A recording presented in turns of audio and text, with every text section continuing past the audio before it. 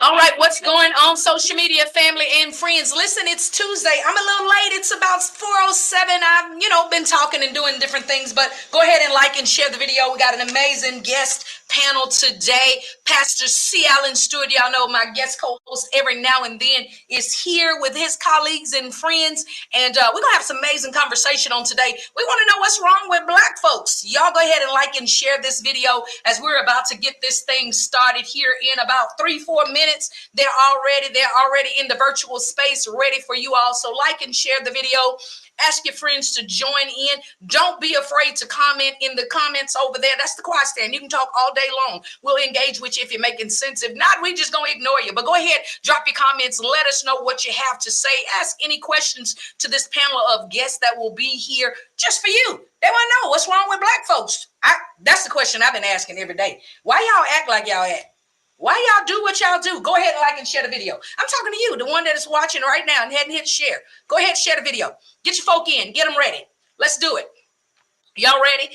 I'm not even doing national holidays today, y'all, because we got some folk in here. They got to go. They got work to do. They not sitting around waiting on stuff. They doing stuff. So, yeah.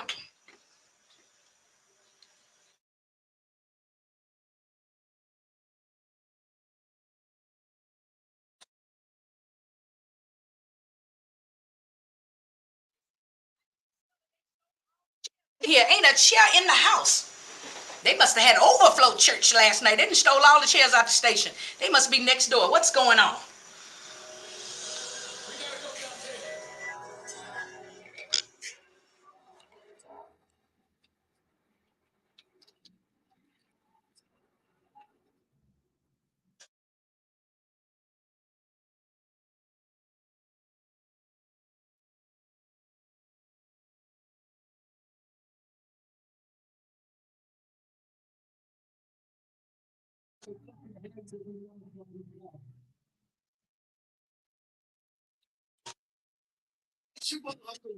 I'm rocking with music on the FIYAH Show. Oh, wait, it's your leader. What up, everybody? I'm rocking worldwide with my girl here. She keep bringing that blaze to the FIYAH Show. Oh, please. So y'all keep it funky. What's going on, Joe Boy? Like and share the video. How are you, sir? Man, you want to get in on this conversation. What's wrong with Black people? What's wrong with your people, Joe Boy?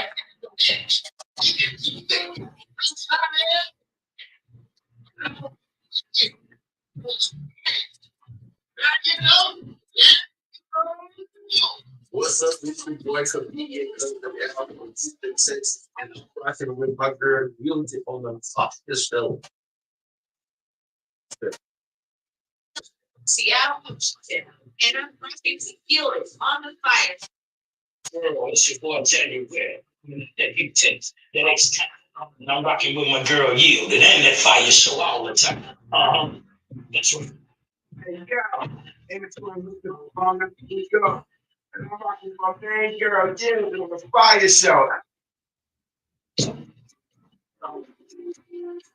I know we might not have enough time in this day, but you can join in on the conversation. All right. Listen, it's your girl Yielded. We are back here at Raise the Praise 100. What we do, what praise God all day, every day. We're about to get into this blazing. Y'all liking that music there? Those are all of friends and family that have sent in their drops. Say, they rocking with your girl Yielded. Are you rocking with Yielded? I didn't hear your voice on there. Why didn't I hear your voice? Because you hadn't sent it in to me. Go ahead and send me your drop. Let's get you added to the list there. We're getting ready to welcome our guest here into the virtual space on today. I'm rocking solo in the station, but that's all right. It's all good. I'm here. You here. Like and share. Those of you that are over on the app, go ahead and let your friends and family know that you are here on the FIYAH Show with your girl Yielded. So I'm going to go ahead and, I'm going to exercise my, my good church ethics, and I'm going to introduce to some and present to others. I'm not doing that. That is not even my personality, and I'm not doing that today. Y'all not going to cut up and make me act like these good church folks, because we are asking the question on today, What's wrong with black folks? What's wrong with these black people? Y'all want to talk about this? We want you to talk about it. Here in a little bit, we're going to open up the phone lines 346-355-0100. For those of you that are over here in the choir stand, go ahead and like and share. You know, you can drop your comments and questions and all your shout outs and all of that good stuff over here. Hello, what's up, Tony? We want to shout out, you know, say what you got going on. And we definitely want to engage on this conversation. So I'm getting ready to bring in my guest co-host for the day. Come on, he's no stranger here. He's been your Sunday morning preacher at Raise the Praise 100, where he been praising God all day, every day, and he's living the sermon. So we're going to go ahead and welcome him in.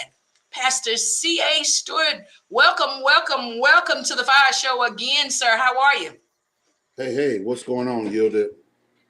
Oh, man, it is all good here. We are getting back to this regular Houston weather. They had us fooled for a minute, made us think that we was common people and we was getting like a winter during the winter.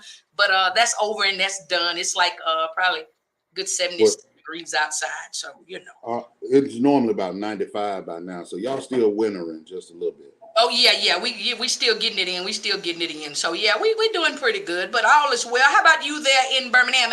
Actually, it's 84. They playing with us. They playing. It was 70 yesterday, and now it's windy and gray looking. It's nasty outside. Oh, but, mighty God. Okay, all right. The devil is busy. Oh. The devil is busy. Okay, yeah, I'm going to leave that alone right there. But Pastor Stewart, now we have posted this here flyer this week with these beautiful, lovely, handsome, interesting people on it. And the caption or the title, what's wrong with black people? Well, look, I mean, everybody asking that question. I mean, our Caucasian friends, you know, they saying, well, what's wrong with the black people? Oh. Folks is saying, hey, what's wrong with black people? Why black folk voting for Donald Trump? Why all black people go to jail? Ain't they all criminals? What's with all of this?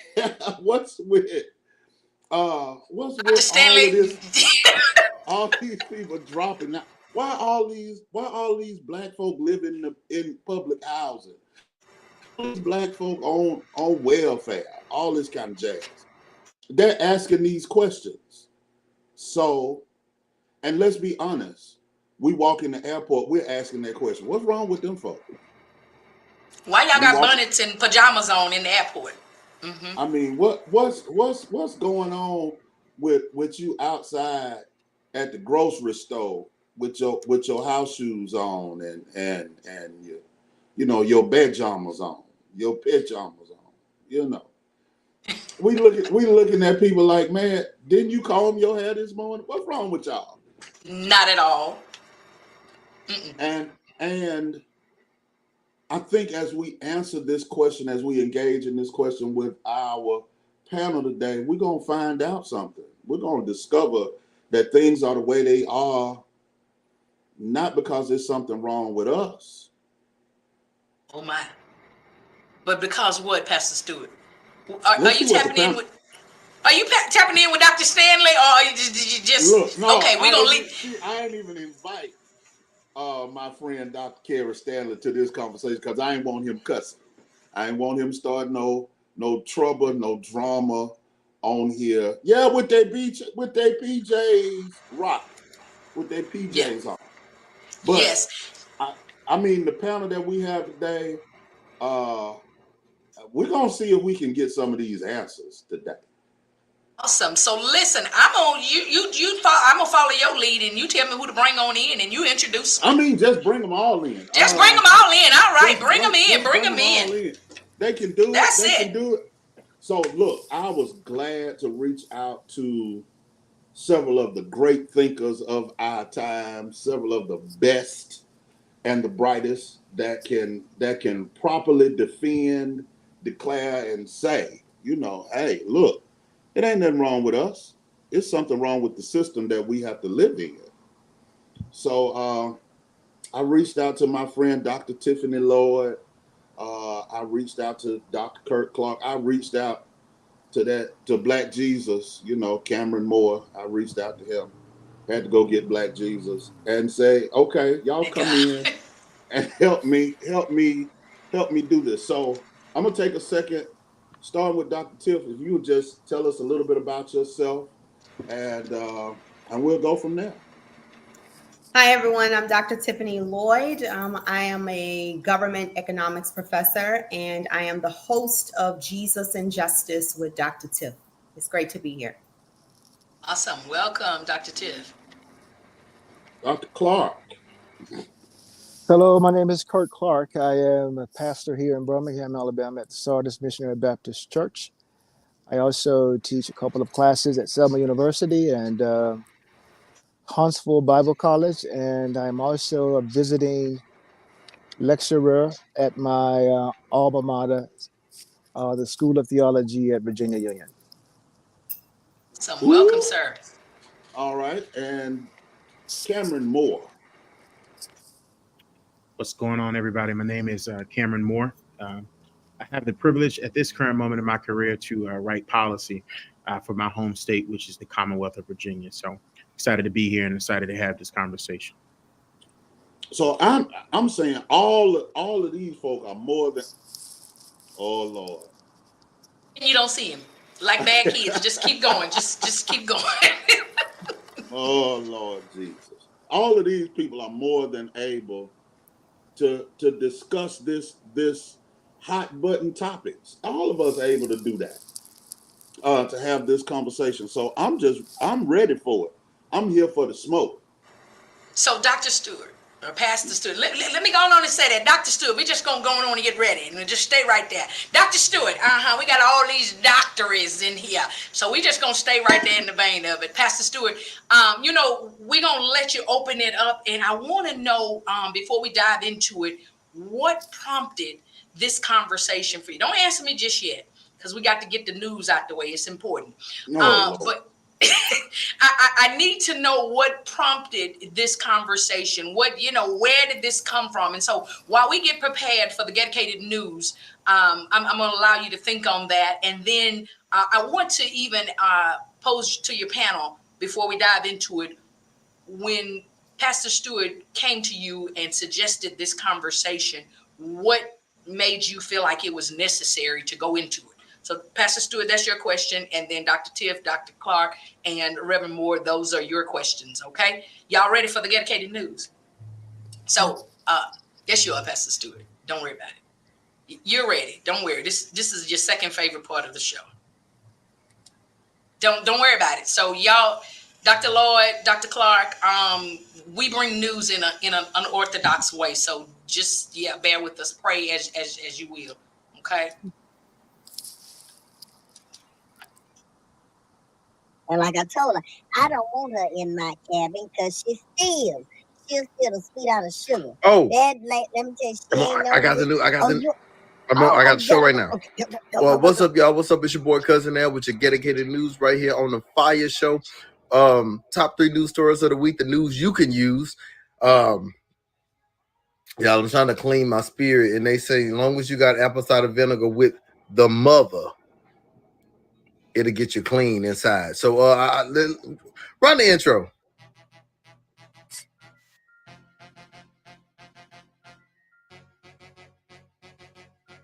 All right, number 3. Before y'all throw up your food, let me get through the story. Number three, Nebuchadnezzar. Donald Trump, the 45th president of the United States of the world. He is in the news again. He was speaking at something. He always talking. He's the most talkingest person I ever seen that ain't president no more. But he was talking at some type of symposium, or maybe it was something with the election that's coming up. And when you're speaking and you have these lights out, he said he could not see everybody, but he could see a select few of people and a demographic of people. So watch what he says. Lights are so bright in my eyes that I can't see too many people out there. But I can only see the black ones. I can't see any white ones, you see. That's how far I've come. That's how far I've come. Like, bro, did you really just say that? Like, did he just say that? I'm confused. Ooh, I wish I was there. I would stood up and said, well, orange is the new black president, so, pumpkin, I'm trying to jack-o'-lantern. what? country do we live in where you can make that statement and you can say that and people are still supporting you? Like, that shows you how crazy Make America a Jungle Again is, or whatever it's called. Y'all, that tells you how crazy, how we need to vote. Y'all, we got to get out and vote. We got to vote to get these people that are in offices like governors and senators. We got to get them right so that they can vote right. That's what we have to do. So we got to get Rolling Thunder, Hear My Cry here in Texas. We got to get him out of office. You know, that's all I'm saying. And get somebody else in office. Y'all, it's imperative that we vote because we don't want to relive. We don't want to relive this again. And y'all know how it was when we were in it. So let's just make sure you voted. Make sure you voted. And I'm not one of them people who say it don't matter who you vote for, just vote. Let your voice be heard. No. If you unsure who to vote for, inbox me so I can tell you who to vote for. Okay, now that's just stupid. I ain't gonna tell you. It don't matter what kind of car you get, you go get a neon looking stupid. But no offense to anybody who has a neon. Let's go to the next story because I think I'm making this worse. Vote. Speaking of voting, congratulations. The people have spoken. And Sandra D from Houston, Texas, has won Gospel Comedy Entertainment's first open mic showcase. She ripped it. She got on that stage and got down. Every comedian brought something special. It's so amazing to see how clean comedy is really just elevating, and God is really, really getting glory because everybody's coming out there laughing, feeling comfortable, and it was just a great night. Our own Yielded was the host with the most. Y'all, she got down. And congratulations to Sandra D. Here's just a little bit of what she did.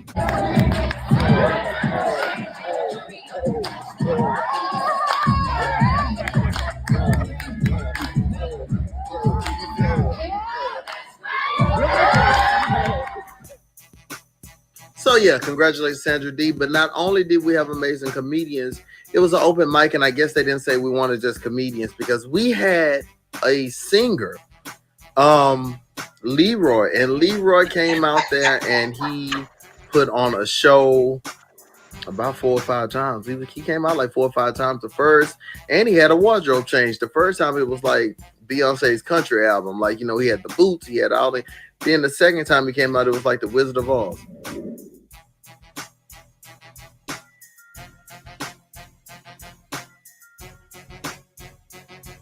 Mighty God.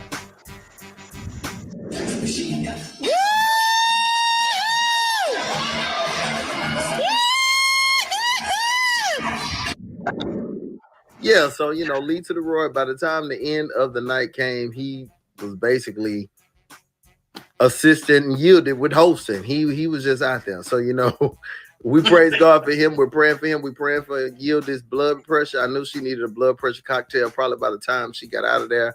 But it was a great night. I can't wait to the future dates. It'll be posted, I'm sure. And we had a great time. So the next one, comedians, if you just want to try it, come out. You have nothing to lose. It was a lovely atmosphere. And we go cheer for you and laugh no matter what. I'm asking now what's wrong with All right, the number one story of the week. Wendy Williams, let's keep her in prayer. They released a statement this week saying that she is suffering with dementia and some other health challenges. She's been through some things. For those who don't know who Wendy Williams is, you must have been living under a rock or in seminary, because Wendy Williams was the queen of gossip and with the Wendy Williams show. And it seems that life has just happened to her, and now they have a documentary out and people are seeing how she's not so happy, not so cheery anymore, very snappy with the people who are working for her. And some people are not happy with how she's speaking to her assistants and how she's changed. But let's just take a look of what the documentary showed. Only one coat, please. Only one? Okay. Yes, just one. Oh God. What are you doing? This just makes sure that the coat No, take this off. Okay. You said the same thing. Take that off. Are you stupid? She's disgusted with me. That's okay. Young Diller. Can I take this off? Yeah. I'm fine. Thank you. Thank you. I wish you would get liposuction. Okay. What the brand is this? Ugh. UGG? Yeah. Put it in the same position, please. Close it all the way.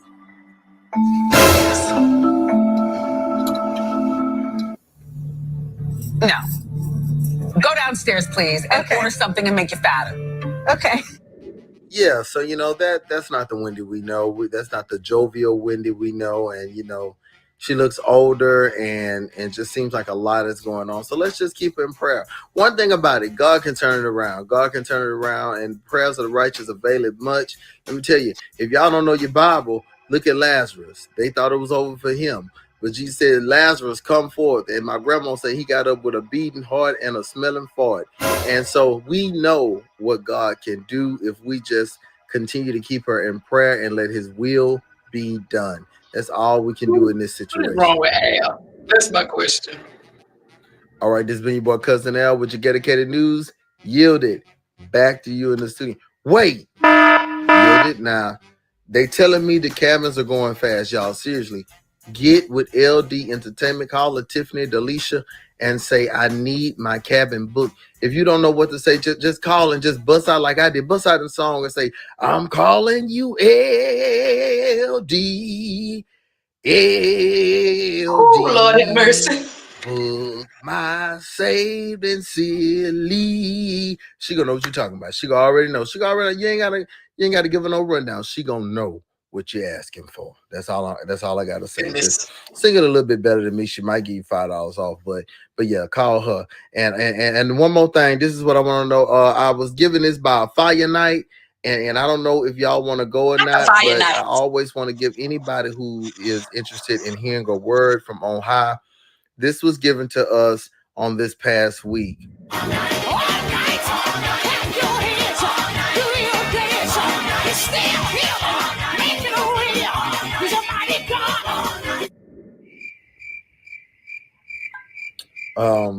Yeah, they didn't want me to give out too much information, but they wanted me to put it out in advance. So you can get your flight arrangements or your transportation things in order from May 9th through 12th. All I know is the lady said, be ready to receive. No, okay. No, let me word it different. She said, you be ready to be imparted into. It's going to be a shift. Yeah. And they're going to have guest ministers. And I don't want to put out anybody's name because, I don't want y'all to go for the wrong reason just to see your favorite preacher. But I'll say it's going to be huge. It's get ready. Almighty God. Listen, I never know what the news is going to be. Today's topic is what's wrong with black people. I'm asking what's wrong with Cousin Al. Pastor Stewart, we not going to even tarry in the news, none. Dr. Clark is about ready to just drive away. And so, Dr. Lloyd, I'm not sure how she feels in Rem Moore. Yeah, don't worry about it. Pastor Stewart, come on in here. You know what I'm about to do before I let you answer your question. Go on and drop it. Go on, say yes, I'm gonna go ahead and drop my disclaimer for the saints. Okay. New Wave Media takes no responsibility for the opinions or the statements made by the host or their guests. Statements or show topics are not the necessary belief of the radio station. Street 100 Heat or Raise the Praise 100 Houston. It is not our intention to label, discriminate, or ignore anyone. This radio station takes no responsibility for the opinions of others on the airwaves. Or Pastor Stewart, or Dr. Clark, or Reverend Moore, or Dr. Lloyd. None of the above, and even those in the comments. Reverend Hill, you either, sir. Dr. Stanley, you either, sir. None of y'all. We're not responsible for what y'all say or how y'all say it. But Pastor Stewart, before we went into our news, before we went into our break, all of that good stuff, I asked the question. Today's topic is what's wrong with black people? Wanted to know what geared you in this direction toward this. I want the panelists to ask, when you ask them, or answer when you ask them, what made them decide that it was okay to partake in this conversation. And so I'm just going to drive over here and I'm going to let you go from there, sir. Go ahead. I mean, maybe 6 or 7 years ago, Dr. Clark actually turned me on to a book called Stamped from the Beginning. It's a big book. It's humongous. It took me a while just to get middle waves of the book, and I put it down, and I didn't pick it up until I was scrolling Netflix a couple of weeks ago and saw a documentary with the same title. So Sunday, nothing else to do. Why not watch a documentary? And listening and reflecting and rehearsing what I had read in the book Stamped from the Beginning, it just jarred me that people look at the Black diaspora and think that all Black people are the same, or that we are that who we are is or can be summed up or wrapped up or contained in how we experience life in America. The things that we've had to learn to do or develop, or the life that we live, and how those things are influenced mainly by the injustice of Americana. So that's why I wanted to sit down and have this conversation with people who I know and believe have their finger on the pulse of justice and can properly articulate our struggle and dismantle some of these foolish myths that exist in conversations and spaces about Black folk. So that's why I want to have this conversation. Okay, that's interesting enough. Dr. Lloyd, I'm gonna let you lead out and give us your response as to why you accepted the call. I know you get invited to a lot of different things and you don't accept all of them, but what made you accept this invitation? My answer is very simple. I think that so many people want to tell the story about Black people, and the people that are trying to tell the story about Black people are not Black. So many people try to tell the struggles and the hardship and what Black people should do, but it is not the people that look like us. And so I think what better way to have brilliant minds of African American brothers and sisters that can answer the question of what's wrong with Black people that are Black. Awesome. Come on, Reverend Moore. Come on in here. Dr. Clark, I'm saving you for last. Your forehead is speaking to me. You got it all balled up. Come on, Reverend Moore. I definitely would concur with Dr. Lloyd. And I think just from my own individual perspective, working with government and seeing the nuances between local government and I sit in the middle at state government to federal government, I accepted the invitation because I recognize my privilege to have the understanding of the nuance of how government works. And I recognize that not everyone has the opportunity to know that and know how to understand or comprehend how it functions. And oftentimes people say, Black people aren't invested, or they don't know, or they're ignorant to it.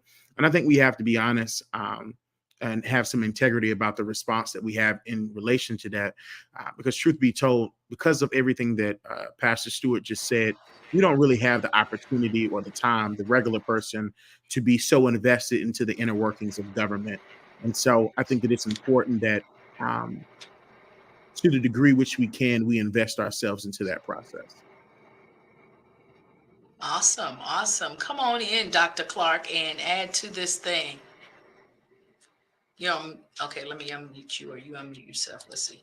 Okay, you're unmuted there. There you go. I responded to my colleague's invitation to be a part of this conversation because at first and immediately it piqued my interest into the quizzical nature of the question that suggested to me or implied to me that there was something defective with people who look like me.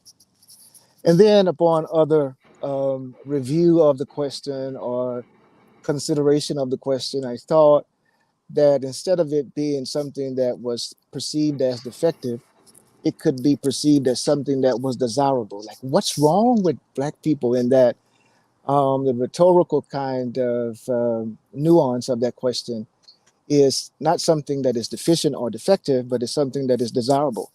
I mean, Black people, we have the magic, and we are the envy of this world entirely all over.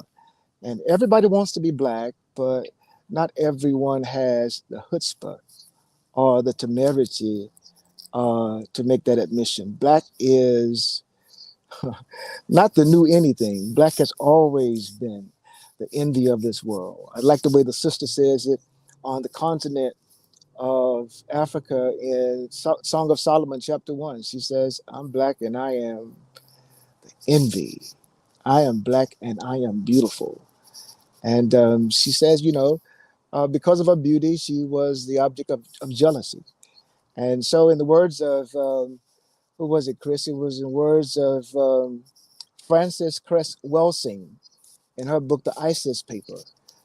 She says that the responses that are heaped against and upon people of color is because of a melanin deficiency. And they do all they can to look like us, spend an entire day sunbathing. They'll get lip augmentations and all the likes.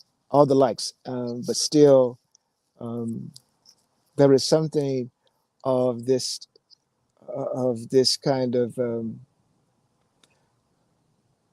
in the book that Chris referred to, stamped from the beginning. It's 3 approaches to the question of segregationist. Secondly, there is the anti-racist, and then there is the assimilist. And then, the assimilation kind of aspect of it is that they will admire us at one moment and then loathe us the next.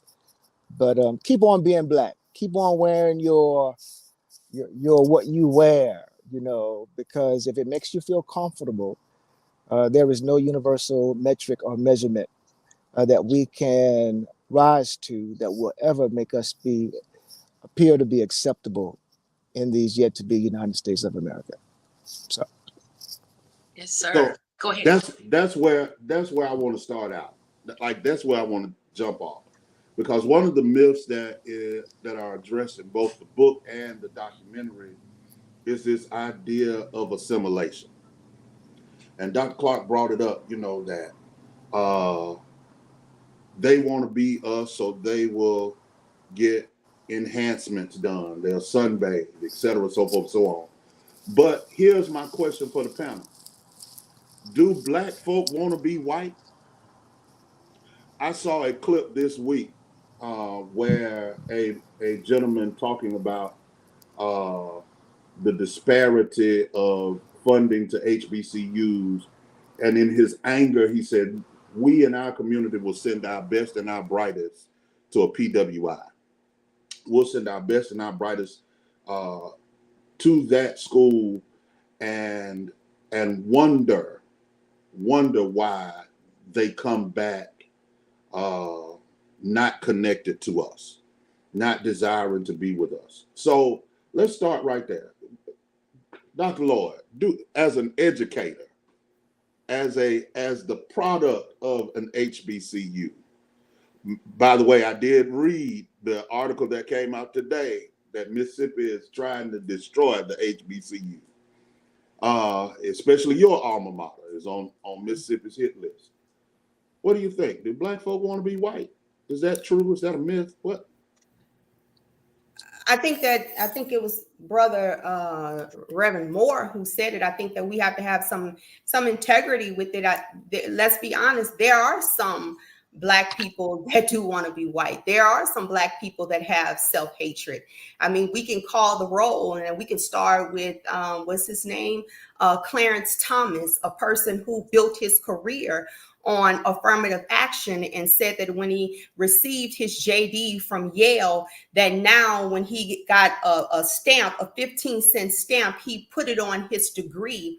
But this is a person who entire career, his admission into Yale, his admission into a private school in high school, and down the line until he took the place of Thurgood Marshall that has made it for affirmative action. And now that he has made it, now he does not want to help people that look like you and I.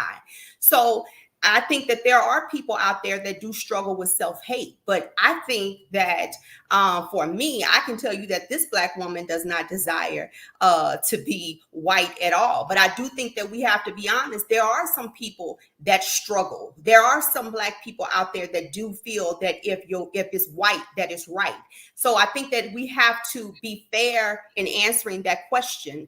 You know, we have this, I even have students today in my class, in my intro to political science class, there were African-American students who were indicating and saying that that this nation would be such a better place if Donald Trump was there.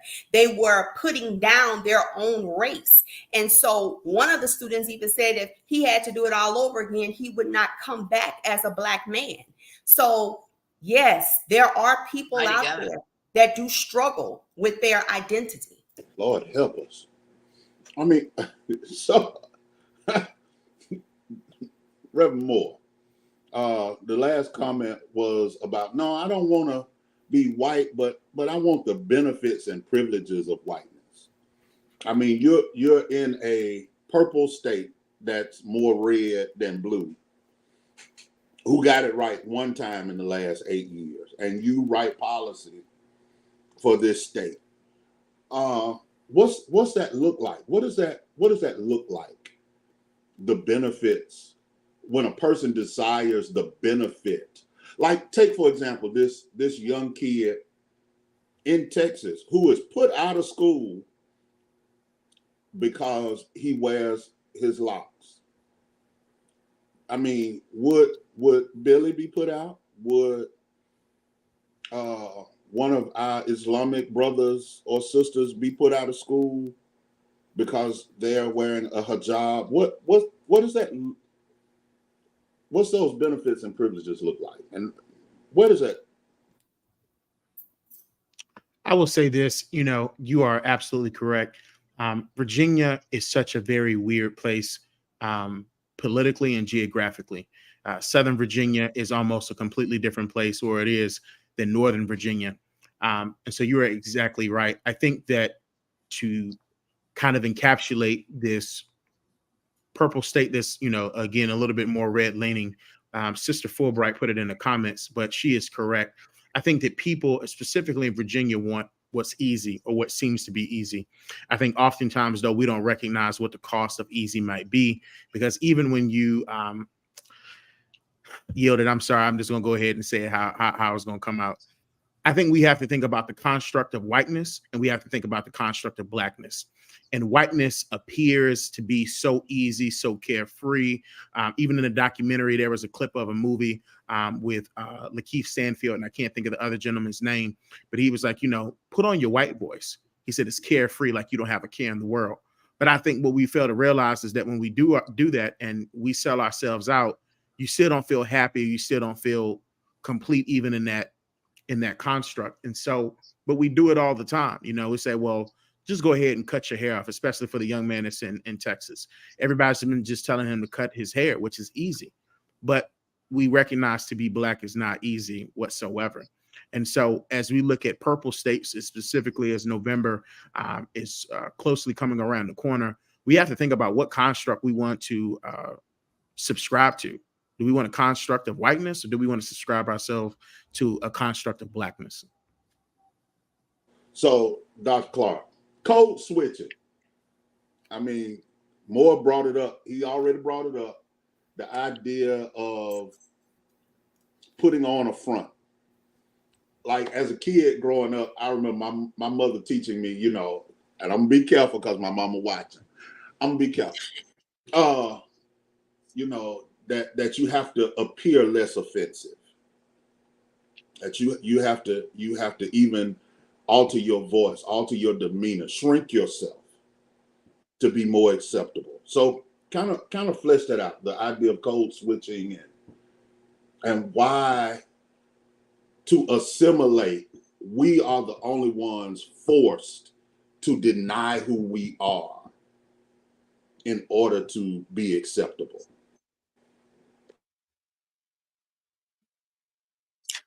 Dr. Clark here. Hold on here. I'll mute there.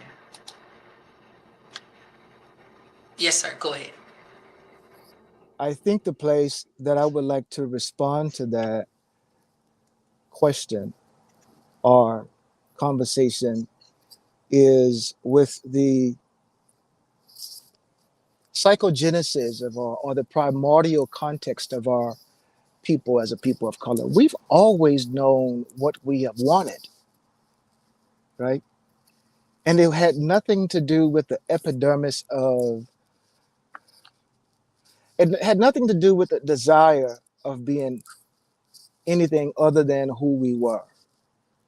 We wanted freedom. We wanted equality. We wanted parity. Um, Now, in my book, I talk about, and we created ways in which we existed aside and apart from a construct that was antithetical to our own ontological existence. So we stole away, we worshiped in stealth, but we did it as a way of admiring and asserting our authenticity. We don't care nothing about being another color as much as we care about being treated as we perceive ourselves to be, and that is people who are created by God. So we were always clear about what we wanted, but I will say this, that colonialism has worked a very, um, it has worked a job on us as people. And as a result, people of color lived a traumatic existence each and every day of our lives. And we will do whatever we need to do to, to escape those kind of existences. So sometimes we had to do. Listen, in my undergrad, I was an English literature undergrad major, and it was this kind of concept in literature that was called the trickster kind of phenomenon. We would act like, we subscribed to that which we did not really desire for our own sense of safety and survival. But we were always who we were, you know, underneath those more sociological depictions and denotations of code switching. But I have to be, and again, in the words of Dr. Tiffany, just to be honest about it. Some people have done it to no return, but it does not matter how high you ascend the ladder of hierarchy in this country. In the words of Jay-Z, you know, you still a nigga, right? And whatever iteration of that you like to classify yourself as, bougie, if you want to classify yourself as somebody who is just, something that is foreign in some sense to what we are familiar with as a people of color, at the end of the day, you still have to go home to who you are outside of the gaze of whiteness. I hope I answered something of your question. I mean, that kind of gave us the perfect segue to take a break. A commercial. Let's take a minute. I done got nervous, Dr. Clark. I mean, he bringing out the gonna get me N-word fired early. today. Yeah, he gonna get me fired today. Pastor Stewart, I'm going to a commercial break, and then we're gonna come right back, y'all. I'm nervous in the service. We're coming back. We're coming back, and we got somebody special. Jesus. I think we should open up the second segment with the story of OJ. Oh, mighty God! I'm so nervous in here. I don't know what just happened. I'm so sorry. We got a quick pop in. Yes, we got a quick pop in. I got to bring this out for the second segment. Hey, y'all in the quiet stand, it's gonna get hot. It's gonna get hot because our next question is, hey, Saints, Are I all like my black folk job. criminals? Are all black folk criminals? Why she clutch her purse even tighter when I walk by? Why Jesus. why are all black folk criminals? Are all my cousins going to jail? Just because I know that there's a problem. I know that 90% of black males in a community have either been to jail, on parole, or on papers. But is that it? What's the deal? How do I Oh share yeah, this on my page? How do I share this again? Can I just go to the top where it I says share? Or tag me, no, please, Chris. I shared it for you. Oh, thank you. I He wants shared to it for share it you. on his page though. Yeah. We look. Pastor Clark is not. He is brilliant with a pen, brilliant in the pulpit, but tech savvy. Tis not. He is not. I'm sorry. Tis not. Hey God, Tis. I'm so nervous. I Don't am be sorry nervous. about that. I'm watching my phone to see if I'm fired. Look, if you ain't been fired over some of the stuff I done said, I'm just saying. Oh my goodness, I don't even know what button to push from this point. How much time we got on the commercial? I'm gonna run another one here in just a second. I'm gonna drop a commercial over here too because I'm nervous. Y'all cussified today. Whew, goodness gracious, the people, the saints.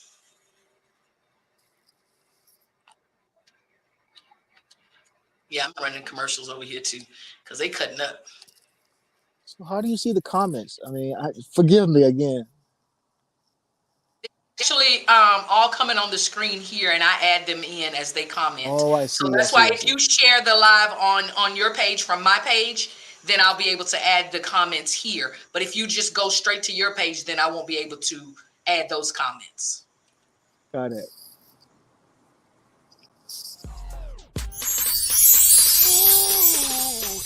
It's the FIYAH Show.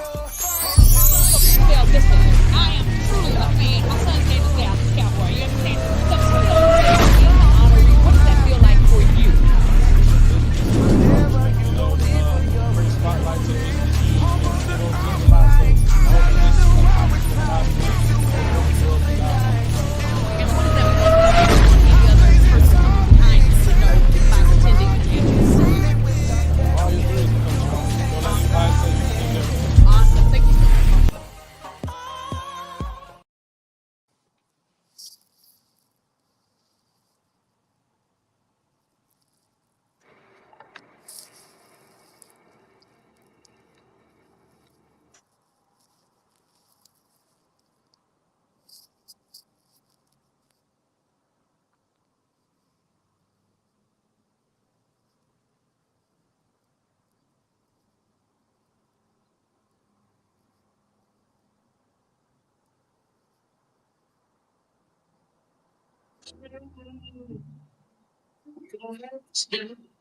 So, Georgia.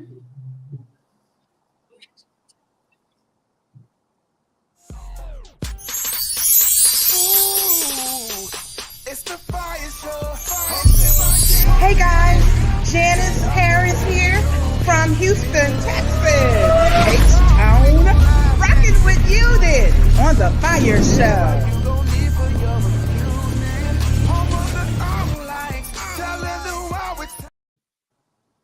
Georgia. Which is on driving. It's awesome.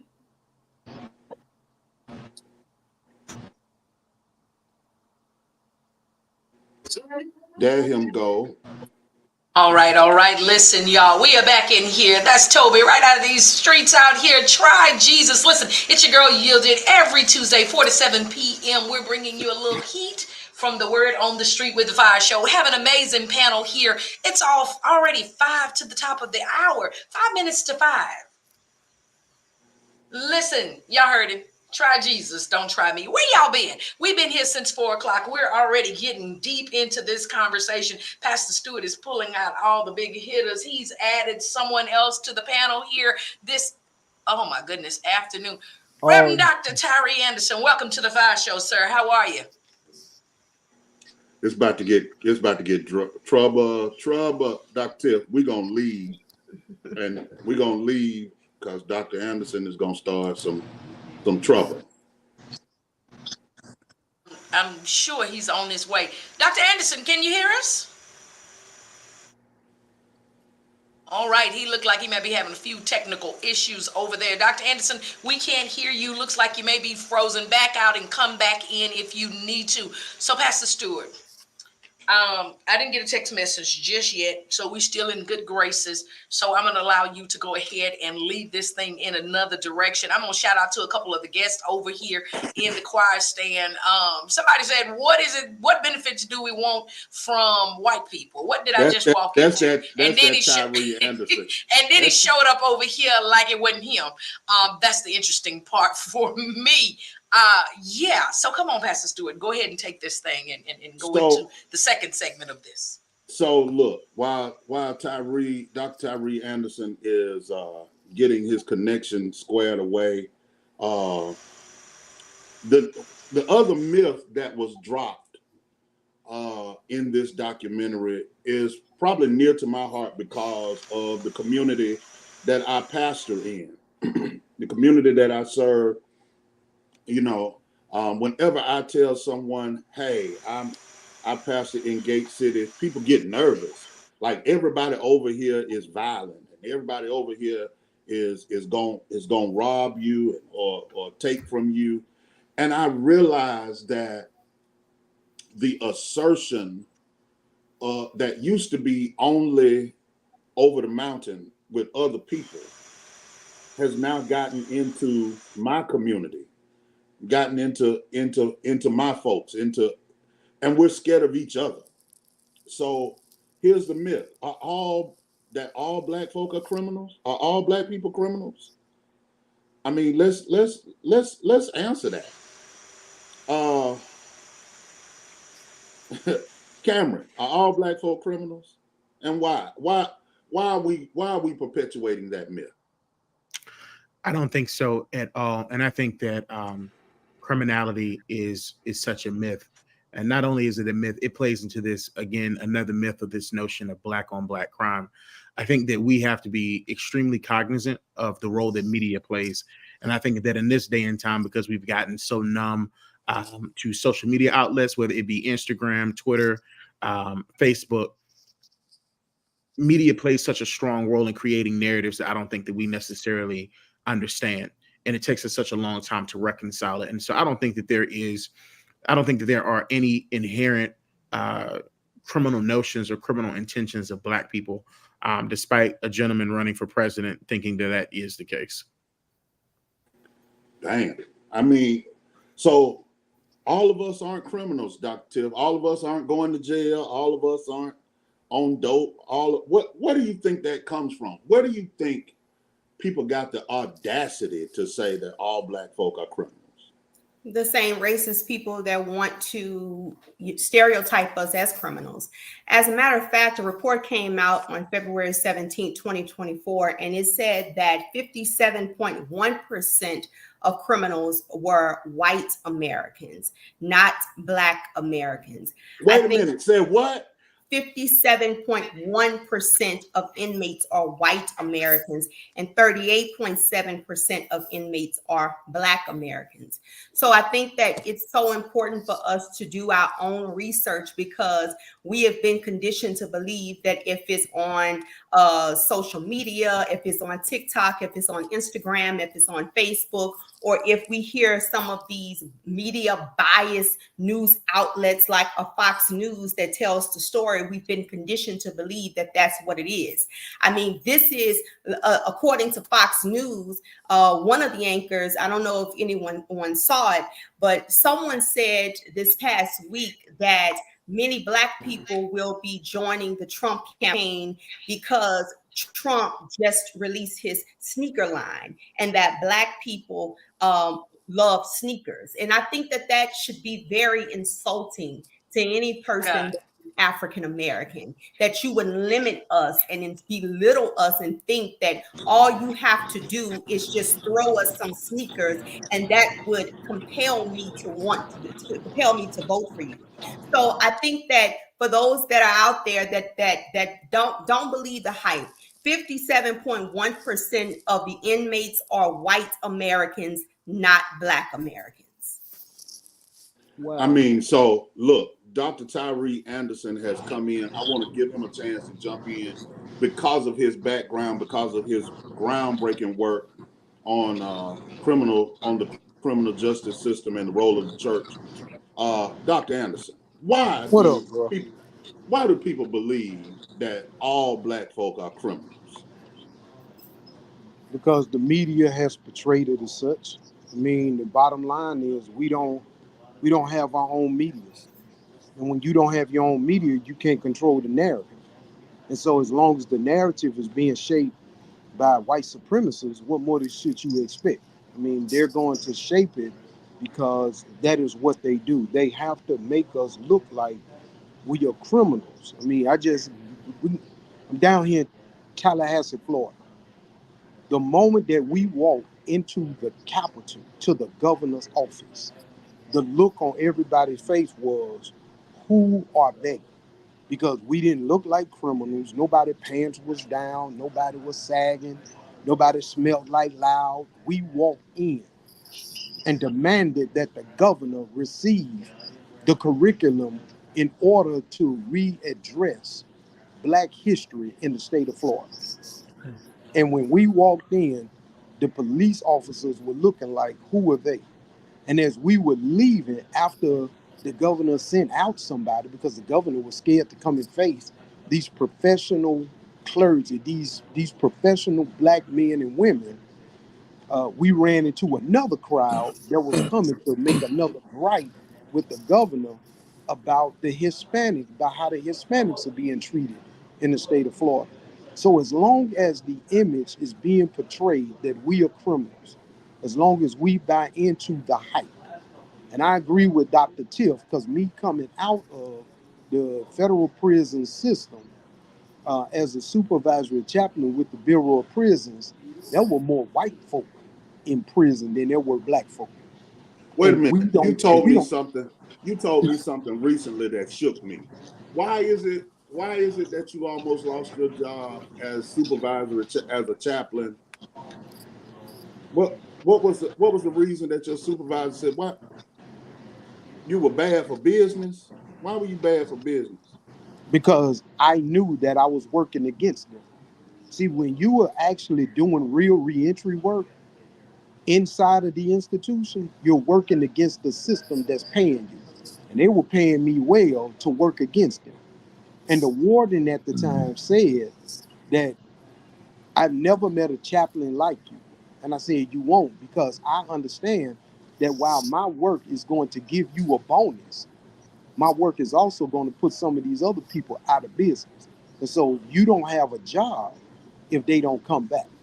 See, the system is banking on these folk getting out of prison and going right back in. But if you got programs and you got people that believe in you, you're not going to come back. I got a major reunion that's going to take place with about 60 to 75 women that's going to convene in Birmingham at the church I pastor to have a big reunion with a pastor. And who are these women? These are women that will never go back into the federal prison. Some of them are real estate tycoons now. Some of them are business owners. Some of them are senior management. Some of them are even running for office. Why? Because I told them that you absolutely can do it. And when they hear somebody tell them that it's possible, they tend to believe that person instead of somebody else. I stayed in trouble because I told them, don't answer to the term inmate. That's not what's on your birth certificate. That's not what your mama called you. So you don't answer. When they say inmate, keep walking. And I guarantee you, as soon as you start walking, they'll remember your name. And that's exactly what happened. So I got reported on constantly. But I ain't care. I was in there to shut it down.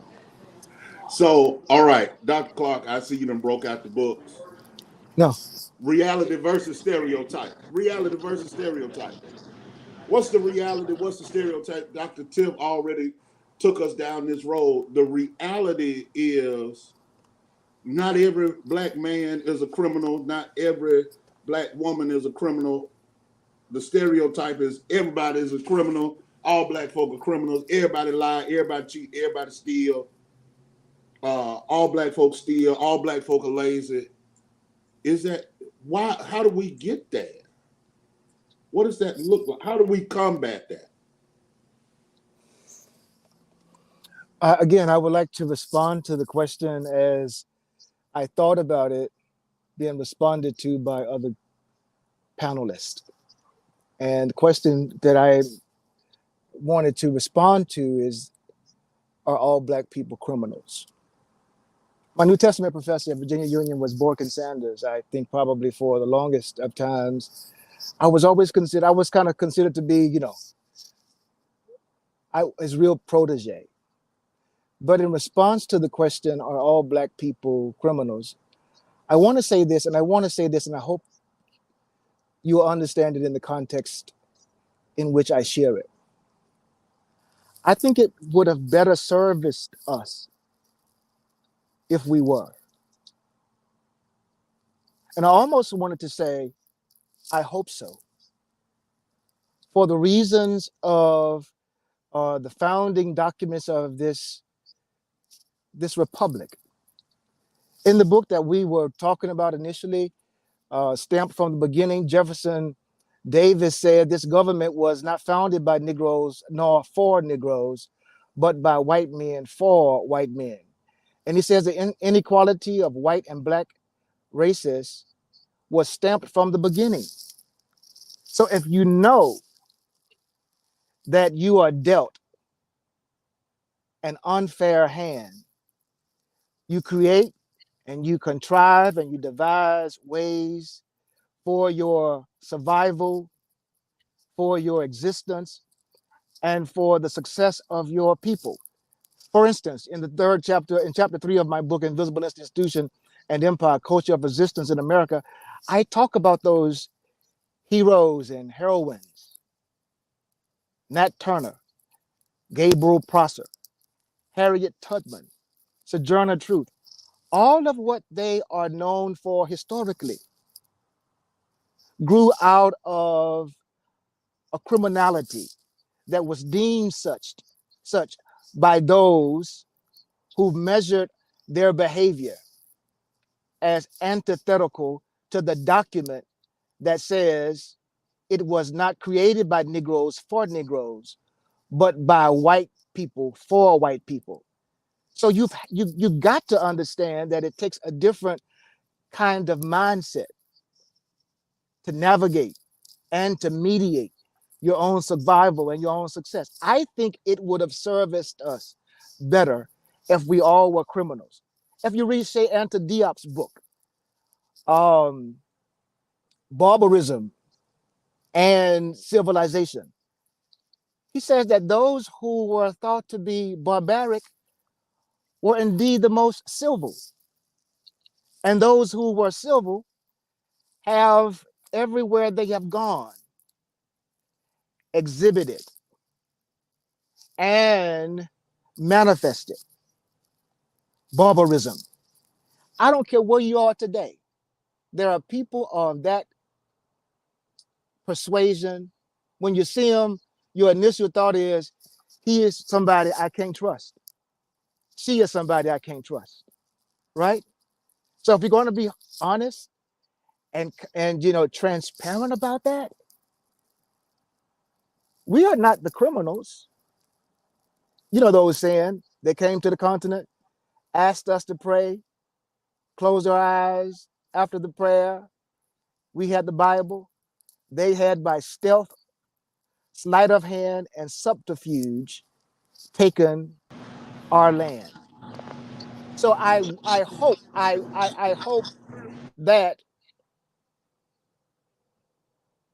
we would have or should have been criminals, so that we could have quickly subverted the institution that so deemed us as such. So I want to come back to Dr. Tiff. Well, Stu, before you go there, because I got to get to this revival, let me add something to what Dr. Clark said. I learned today that there was an internal discussion. There was an internal discussion among the colonizers of where the builders were in the different countries that they went to. And what they did is they didn't just go and get us. They didn't just cause us to bow our heads in prayer. They actually knew which villages to go to get builders for their efforts. And so we got to begin, really rethinking this whole piece, because as I said today on a panel discussion, that what Europe did was they actually put their vagabonds, their criminals, and their lowlifes on a boat and told them, go over to this other place and y'all make something of yourselves. So what we're seeing is that even though Jefferson Davis wrote it, Jefferson Davis, and you think about, the founders of this criminal enterprise, what they did was that they actually took their criminal minded aspects, and then they went and got us because we knew how to build empires, and we came and built this nation, and our reward was servitude for life.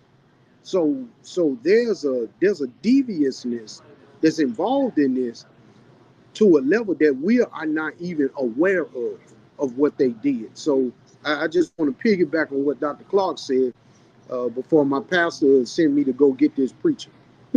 So I got to go and pick up Dr. Freddie Haynes again and bring him to the church, so we'll have revival tonight. But man, y'all got a good discussion going. I wish I could stay, but Tell my pastor I said y'all hello. doing it. Huh? Tell my pastor I said hello. I will. As soon as I get him in the car, I'll make sure I tell him. Okay. All right. Listen, Dr. Tiff, go ahead and if you will, just kind of sync us up. Why does this system benefit so from our criminality, from their perception of our criminality? Say it one more time. Why is it that the system, the wheels that make America run, seem to benefit so much from criminalizing us, from saying that all Black folk are criminal? It seemed to me that it would benefit more if we as a people were not criminalized in the mind, that people did not look at us and automatically think that there goes another criminal, there goes another drug dealer, there goes another drug user, et cetera, so forth, so on. You would think that it would make the society better if they did not criminalize us. But why do they benefit so? Why is there such a benefit from our criminalization? I don't want to get yielded in trouble, so I'm gathering my thoughts. So can you come back to me, because I really want to say something, but I don't want to get yielded fired. But if we were on Jesus and Justice, this would be raw. So I got to invite all y'all on Jesus and Justice. So can you come back to me and let me, instead of me having rated R thoughts, let me get to Disney Channel thoughts. So when I watched the documentary, the young lady on there that wanted to cuss, she kept saying interject explicit. So just say interject explicit and let us pick which word you would use. I think that's all of my words right now will be beat, interject explicit, interject explicit. Go ahead. Who's next? It's showtime. It's not who's next? Channel. Yeah, who's next? Who's next?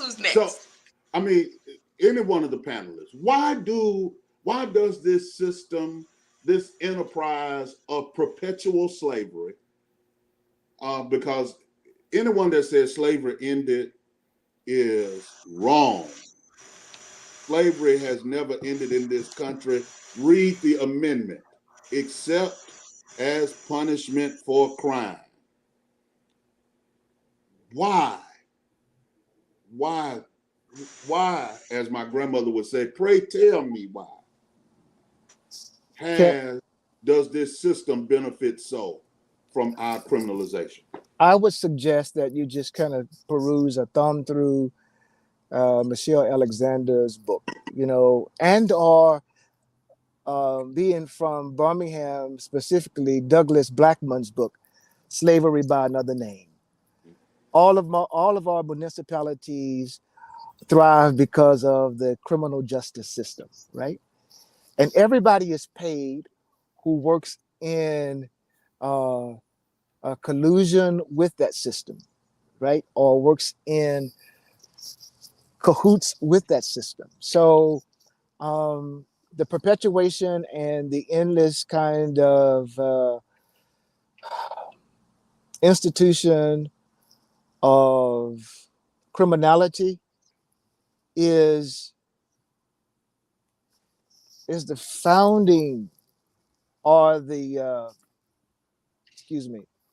it is the funneling of money out of our coffers into a coffer that is benefited from the perpetuation and the propagandistic claims of people of. So when they shoot us, they just, because of propaganda, they are thinking as a community that they are getting rid of another criminal. I know that's so elementary, but it services the whole economy of municipalities, regardless of where you are.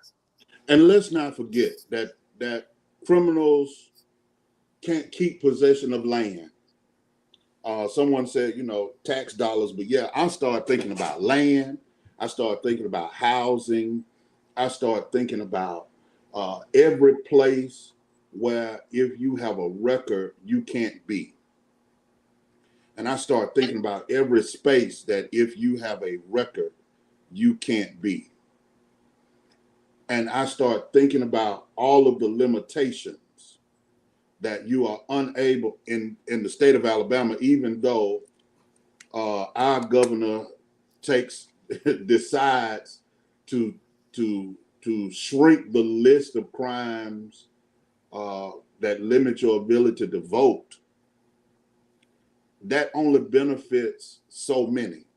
But when you criminalize marijuana and you criminalize this or you criminalize that, or you just criminalize me because of my skin, you criminalize me because I live in a poverty-stricken area, so you over-police me. You treat me as you want me to behave, and then pretend to be surprised when I behave. Yeah. When I Sister, respond. I have a question. Okay. Based on the concept, even the maturity level of the documentary, and even the knowledge that's encompassed in this book, how does this documentary, how does this book foster the conversations that you as ministers, influential people in the community, how does it foster your conversation with the individuals that are not, this is not in the forefront of their mind. It's not a popular conversation. It's not something we're wanting to talk about. How does this documentary, this knowledge, this book guide this concept or this conversation from you as influential people, ministers, where the Black people has gone to the church for our everything, that's our foundation. How does it, how do you guys, how does this take on the narrative? It's not popular. My children are not wanting to hear this.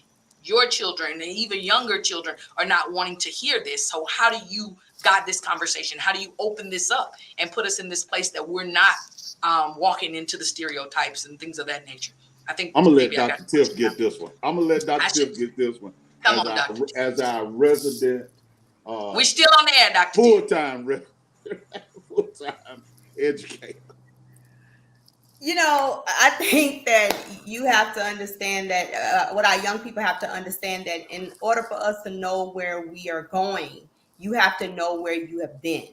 I kept hearing a couple of you all talk about land, and it started making me think about the 40 acres and a mule. I know we all know the story about the 40 acres and a mule. And, thinking in line with the question that he originally asked, the question about the condition of why do they want to keep us down. And I want everybody to remember that when Lincoln died, Johnson was the vice president, right? And remember when they did the abolishment of slavery in the 13th Amendment, they indicated that there was going to be 400,000 acres of land that was going to go from, I think it was Florida to Georgia to, from South Carolina, Florida, Georgia to Florida. And they met with 20 powerful African-American pastors about how they were going to distribute the land and divide the land, that everybody would get the 40 acres and a mule. It was really borrowed mule, but we understand. And then what happens? Lincoln gets assassinated. And Frederick Douglass said that that was our only hope. But I love how Harriet Tubman told Frederick Douglass, she said, have we forgot that you said that our only hope that is in Washington is now gone? And Harriet Tubman looks over at Frederick Douglass and says, have you forgotten about God? I thought that was so powerful to hear Harriet Tubman say that. And then think about it. Andrew Johnson, a white supremacist, a person who hates Black people, a man who felt that he did Black people good by owning them, a man who, by the way, was our first president to be impeached, a man who indicated that Black people should never be considered as people, but as property. He canceled the order. So when Black people had an opportunity to get on their feet back then, it was a racist white supremacist. And let's not forget, ladies and gentlemen, that Andrew Johnson was best friends by Francis Key. To our young people out there, when you say the Star Spangled Banner, it was written by a racist white supremacist, Francis Key, who did not feel that Black people should be looked at as people, but as property, and who was the brother-in-law to Chief Justice Roger Taney. And why do I bring him up? Because we got to go back to Dred Scott versus Sanford, 1857, when they said that Black people were inferior beings. 2, once a slave, always a slave. Then all slaves should return to their slave owner. But peep this, ladies and gentlemen, who don't feel that it's relevant. He said that when they wrote the Declaration of Independence, we hold these truths to be self-evident, that all men are created equal. They're talking about white men only. Why did I bring all that up? I'm so glad that you asked the question, because for those of you out there who don't feel that this stuff is important, you got to know your history. You got to know where you've been. You got to know that how far you've come, how it was a crime for Black people to vote, that we were not looked at as people, but we were looked at as property. And so for any person out there who don't feel that it's relevant, open up a book.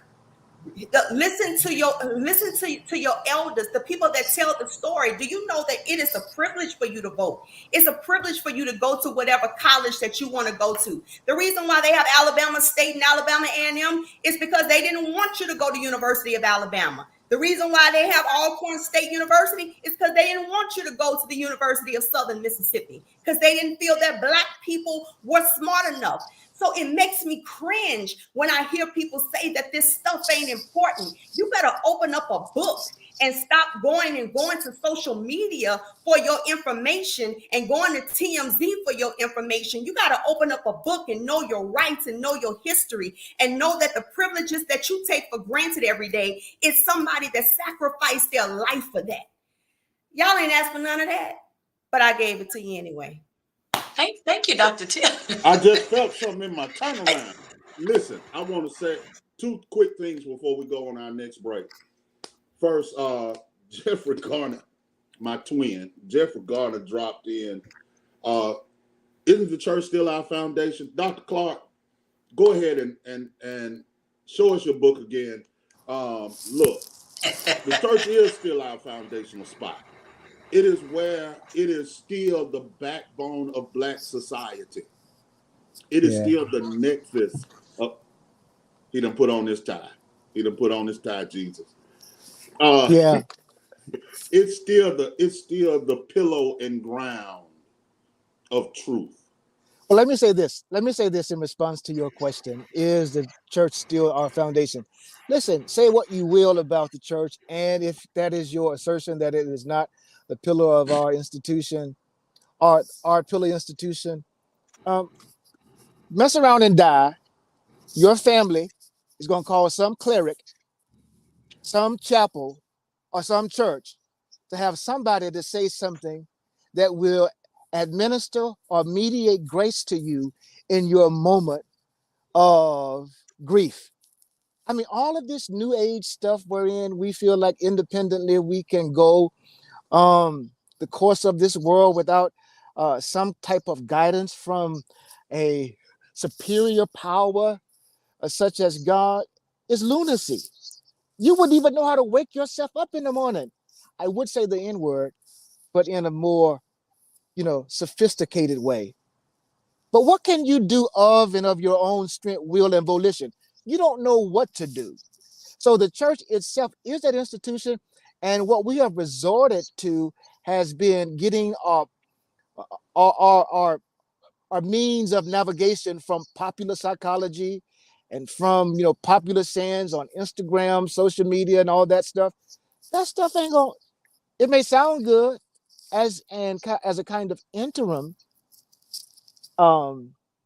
antidote, but you need something that's going to govern you when life again falls apart.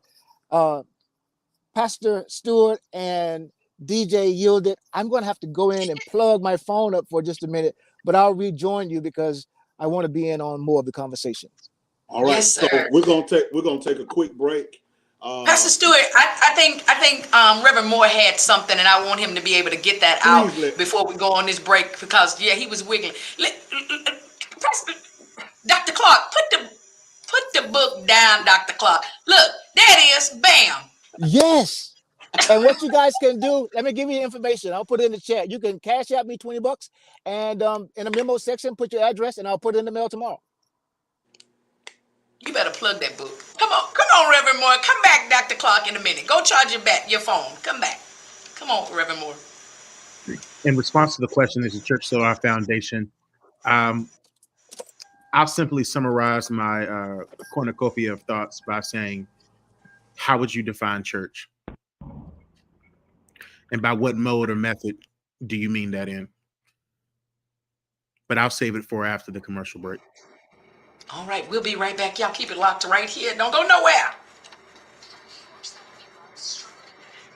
Mighty God. Listen, for those of you that are over here in the choir stand, please go ahead, type your comments, type your questions. Feel free to join in on the conversation. If you've not already shared it, go share it, add your friends and family in. We need to get all of this information out. We want everybody to be a part of the conversation. So go share. For those of you that are on the panel there, go over, grab Yielded's live, share it on your social media. Your friends and family can join in and participate in the conversation as well. I'm gonna give y'all a few minutes to, get a drink of water or something. Y'all popping in and out for the camera there. Dr. Anderson done jumped in and out and went and put on his Sunday go to meeting. So we're gonna drop some commercials over here too. If y'all need to run to the bathroom, such and such, such and such. All right.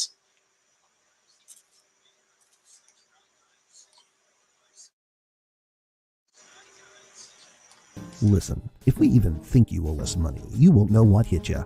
We'll put liens on everything you own. Raid your bank accounts, retirement fund, pension. You'll open up your paycheck and cry because we'll already have the money. We'll haul you into federal court and you might even go to jail. Hey, it's our job. Don't fight the IRS alone. The Tax Doctor is here to help you negotiate your tax bill and reduce your stress. Our experts will fight for you using IRS guidelines to stop any IRS actions like bank levies or wage garnishments. Plus, eliminate penalties and interest and reduce your past tax bill so you pay the IRS less. Help is here to deal with the IRS to reduce your stress. If you owe $10,000 or more in back taxes, do not call the IRS alone. Call a tax doctor now for a tax emergency analysis. I'd have my mom call the number on the screen. You come see me alone. We'll work it out. Really, we will.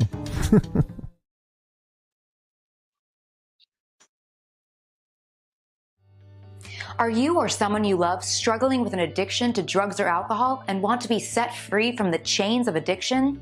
Then call Addiction Helpline America right now to get the help you need. From drug and alcohol addiction to dual diagnosis treatment, we provide a confidential helpline to help people like you get sober and live happy, substance-free lives.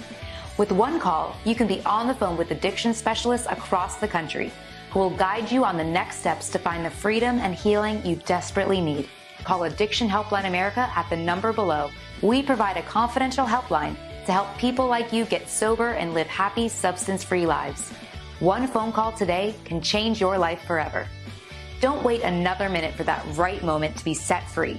Take that bold step and call Addiction Helpline America at the number below or visit www.addictionhelplineamerica.com.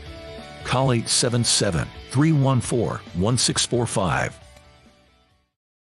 What's up? It's your boy Cousin Al. Listen, man, the Saved and Silly Cruise is going down October 31st. We are leaving out of Galveston, that big G, and we're going to Cozumel. Hey, como está? Hey, me estoy muriendo como un perro abandonado. We're going out there, man. I don't even know what I just said, but all I know is I'm learning my Spanish little by little. Buenos dias, buenas tardes, and que pasó, bien. We finna be in Cozumel. That's what I want y'all to know. So go ahead, book your cabin with LD Entertainment so you can get into all the exclusive events. I just added an event, y'all. I just added an event, and they might get mad at me. They might, I might get fined for this, but hey, I'm gonna just take the charge. But I'm challenging every comedian on the boat, every comedian to a versus. I'm challenging y'all to a versus. Like, what's up? And I ain't talking about no jokes. I'm talking about a wet t-shirt contest. Because, you think you could beat me at a wet t-shirt contest? Hell to the no. So, yeah, I might as well just keep on eating so I can win. Because, I just don't see. I ain't no use in me stop eating now. Because on the boat, I'm finna be eating burgers and fries and chicken and squirrel and all kind of stuff they gonna have on there. But anyway, go ahead and book your cabin while it's cheap. LD Entertainment. The number is somewhere around here. And why do I keep pointing like it's actually right here? It should be right here in front, down here. I don't know. Book it.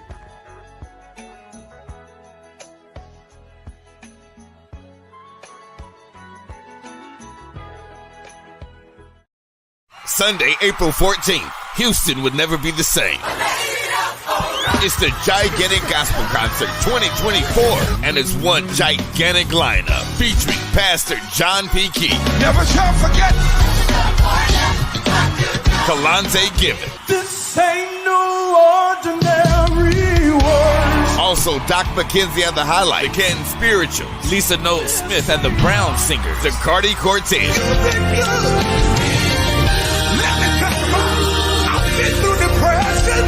Luther Barnes and the Sunset Jubilee, the group Fire, and hosted by the country preacher Carlos Daniel. It's Pastor John P. Key, Kalante Gibbons, Zacardi Cortez, and more. Sunday, April 14th at the Fountain of Praise in Houston. Get your tickets now at ticketweb.com or eventbrite.com.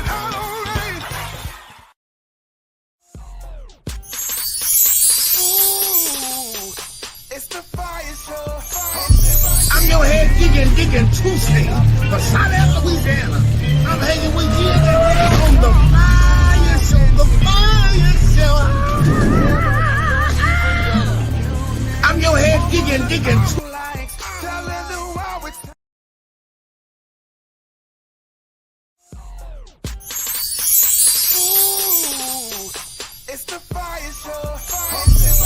Hey guys, Janice Harris here from Houston, Texas. H-Town, rocking with you then on the FIYAH Show.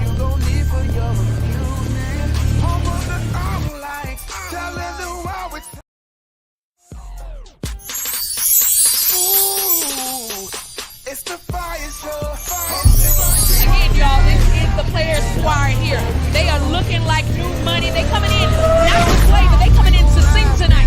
What's y'all favorite song? What's your favorite song? Yes, sir.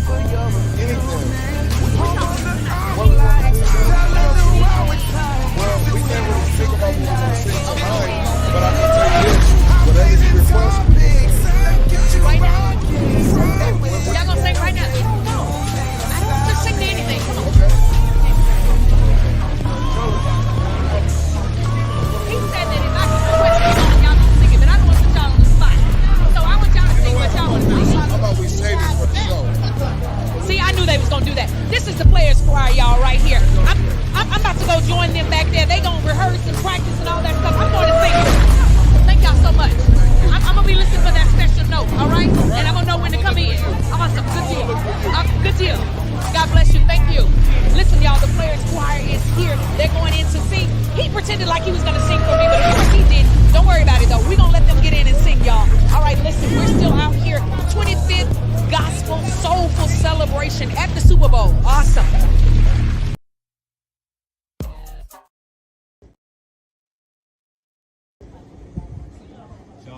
Hey, listen, it's your girl Yildiz, still out here in these South African streets. Man, taking in the culture. We're here in Soweto. Listen, the home of Nelson Mandela, the home of Desmond Tutu. Man, the only street in the world that houses 2 Nobel Peace Prize recipients here in South Africa. So wait, in the whole world, y'all, Desmond Tutu, Nelson Mandela, 2 Nobel Peace Prize recipients. Listen, I'm taking in the culture, man. We're doing what we're doing right here in these South African streets. It's your girl Yildiz, Raise the Praise 100, doing what we do. Praise God all day, every day. It's the FIYAH Show, where we put a little heat to the word on the street. Just so happens to be in South Africa. I'll be back. Y'all keep it locked. All right, we'll see you. Bye.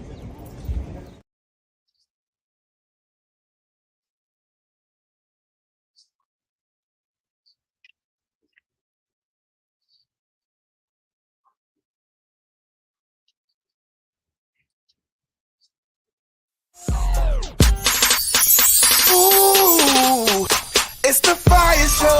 Hosted by you. Turn up the radio if you feel it. We gon' talk, we gon' laugh and hear music. Whatever you gon' need for your amusement. Home of the lights, telling the world it's tight. Tune in on Tuesday nights, and we gon' get it right. I'm blazing topics that get you rockin'. And with our ghetto catered news, ain't no stopping.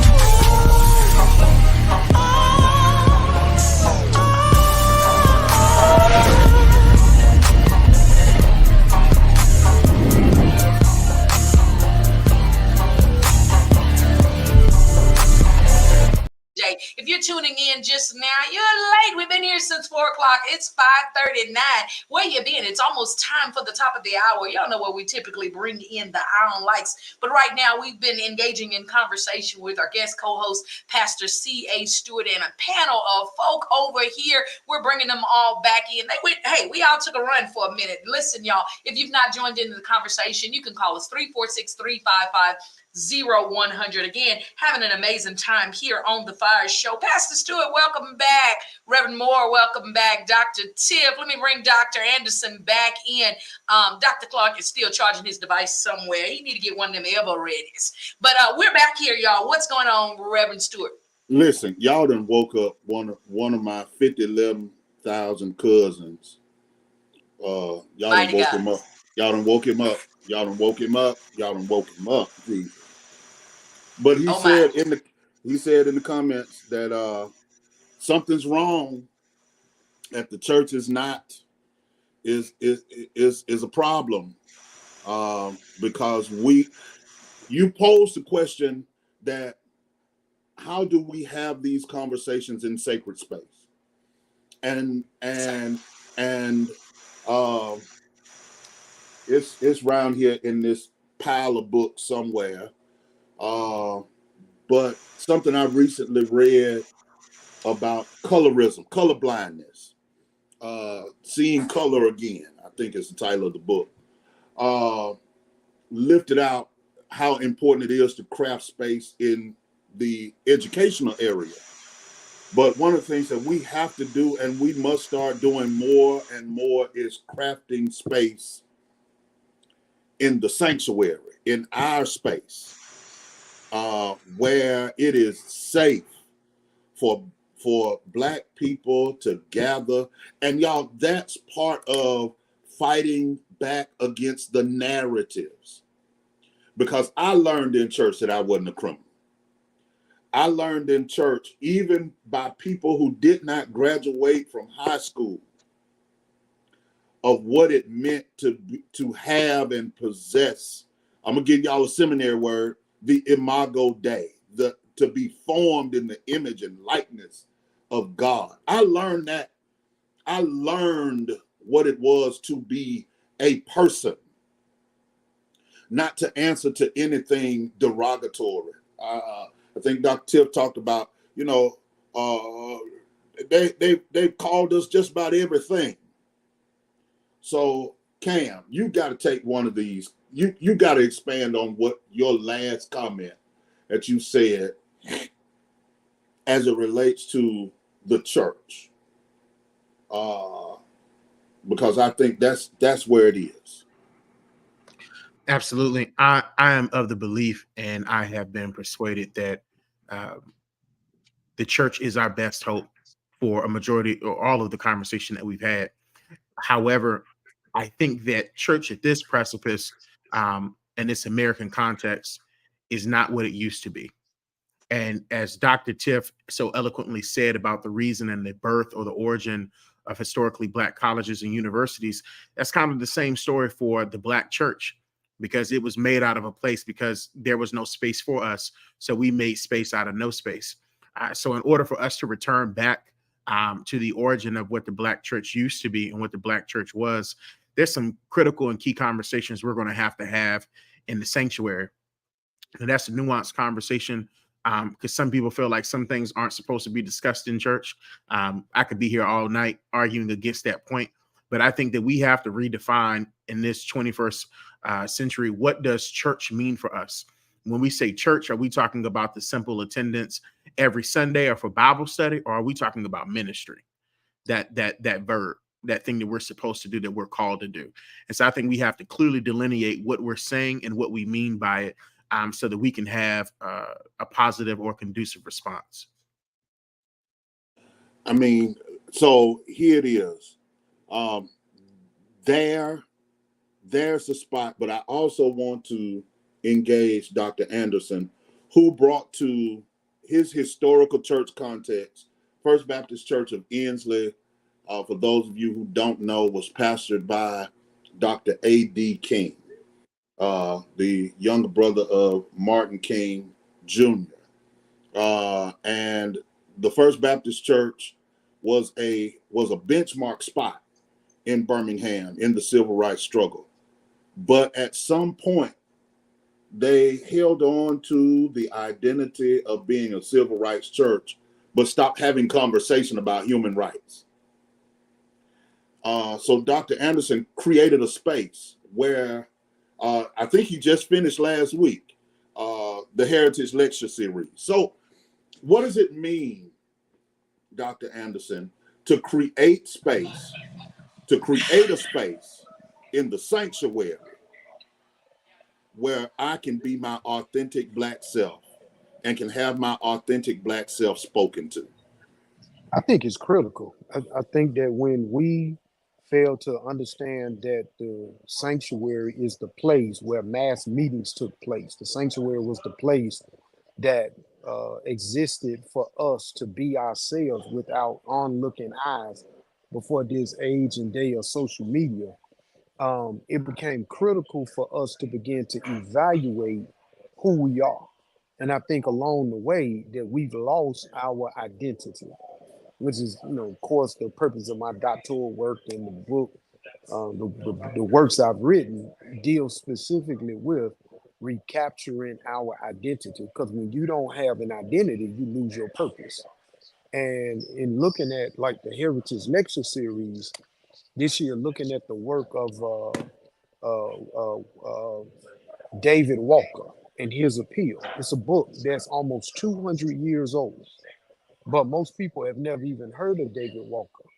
And so to understand that David Walker used his relationship and understanding of the black church to galvanize and to motivate the abolitionists to actually do the work that they were doing, because his book was released in September of 1829.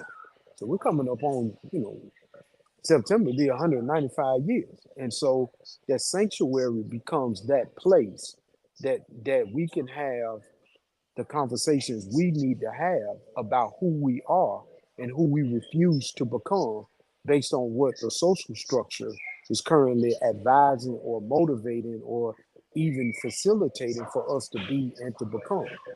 And so we've got to begin to reevaluate the sacred spaces that we have, whether that's in the sanctuary, whether that's in the fellowship hall, if you got education wing. What's the purpose of the education wing if you're not going to be educated? So we've really got to begin to reevaluate our identity, and I think that the black church is the place that we begin. We don't begin in City Hall because that's already been taken over. We don't begin in the State House because that's already been taken over. And we've got to be able to be ourselves, pretty much comfortable in our own skin and come to the reality that every skin folk ain't kinfolk. Well, that's what Tommy Lewis said. How, Dr. Tiff, how do I cultivate in the academy a space for me? I mean, our conversation kind of took a left turn, but I've got to say it.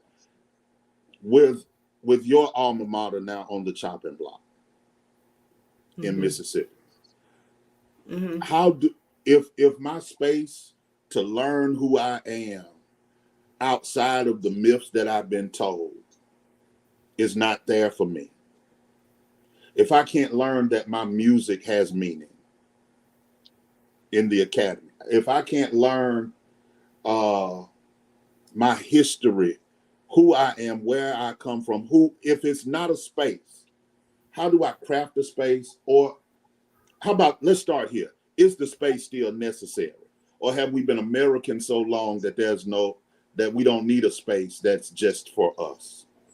The space is absolutely necessary. I think a lot of this starts in the home.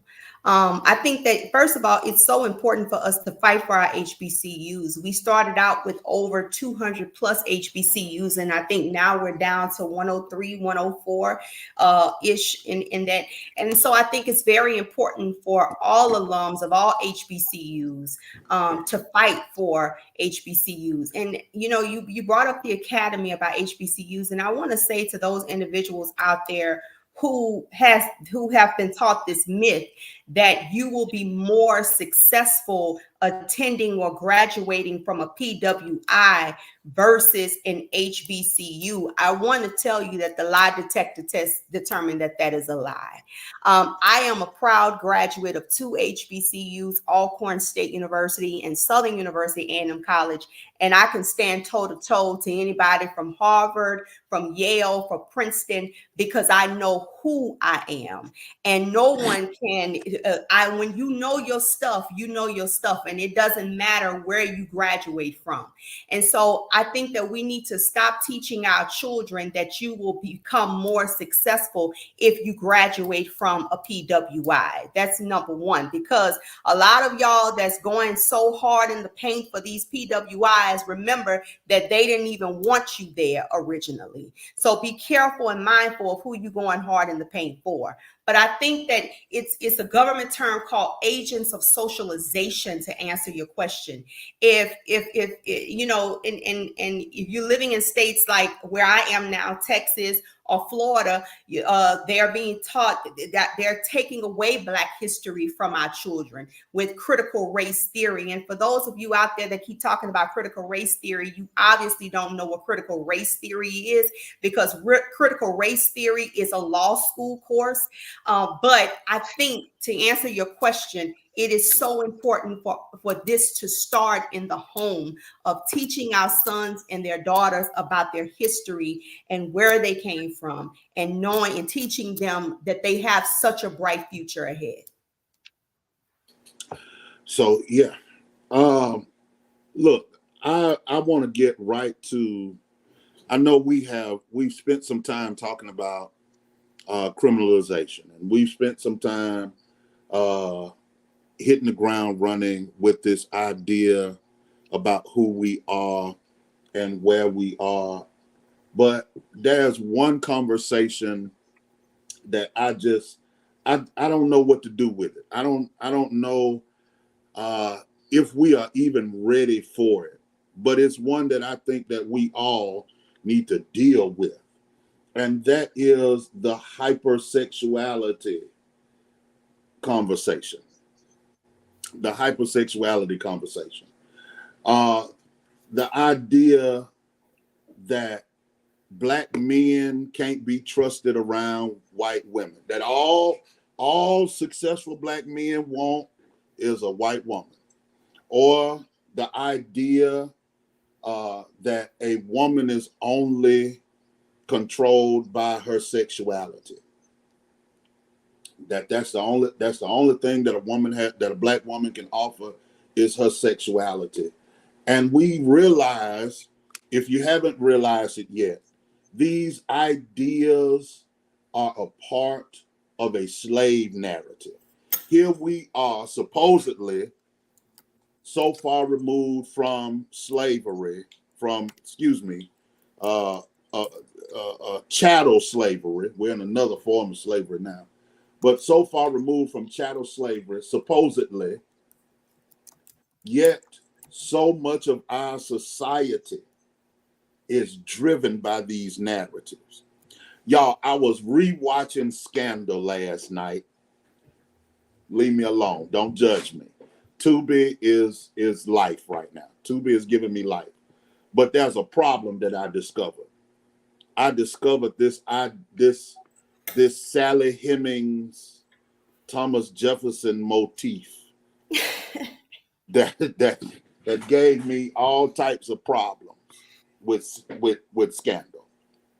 I discovered that, and I started sitting with that idea that sexuality among Black folk has been weaponized. Everything about sexuality when it comes to Black people have been weaponized. Weaponized to hurt, wound, destroy, dehumanize. So are they right? Do all we want to do is, in the words of my ministers' conference president, don't shake your head. Don't shake your head. Is that a narrative? Are all Black men rapists? Are all Black women sexually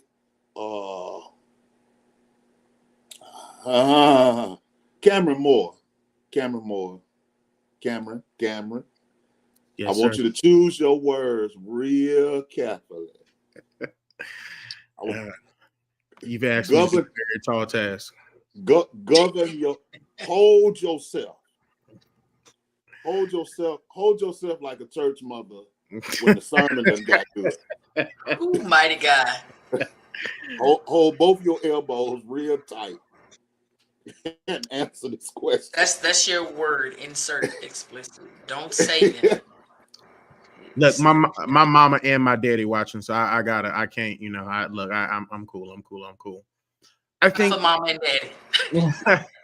I think we have to be, again, nuanced and have integrity about the conversation of narrative building, stereotypes, and this myth about, Black men are just inherently rapists, Black women are sexual deviants. And I think we have to understand the intention and motivation, not only behind the origin of those narratives, but more specifically the intent and motivation behind them. And it's to remove culpability or responsibility from the party that creates those narratives to do whatever they want. If I deem a Black woman to be a sexual deviant, whatever happens between us, it was ultimately her fault. If there is a situation or a case, and again, I'm choosing my words wisely, and you are a Black man in some form of interaction with a white woman, it's going to be your fault. because that stereotype or that narrative allows the other party to remove or escape any form of responsibility or culpability or accountability. That's the word I was looking for. And so I think that the conversation about the origin is important, but I think in this current, in this time, especially in this experiment that we call America, it's important for us to recognize that this is only a vehicle for a certain group of people to be able to escape responsibility. The documentary was implicit about that, about the simple fact that there has to be a method or a reason for me to feel good about myself after I know what I'm doing is an atrocity to another person. I'm robbing them of their humanity. So there has to be some rhyme or reason on why I can say they deserve this. When Dr. Tiffany started rocking, I'm preparing myself because I didn't start holding myself like a church mother. Dr. Tiff, he used the word that I haven't heard in a while. Sexual deviance. I love it. Dr. Tiff, why come? Why does this myth exist? What is our problem?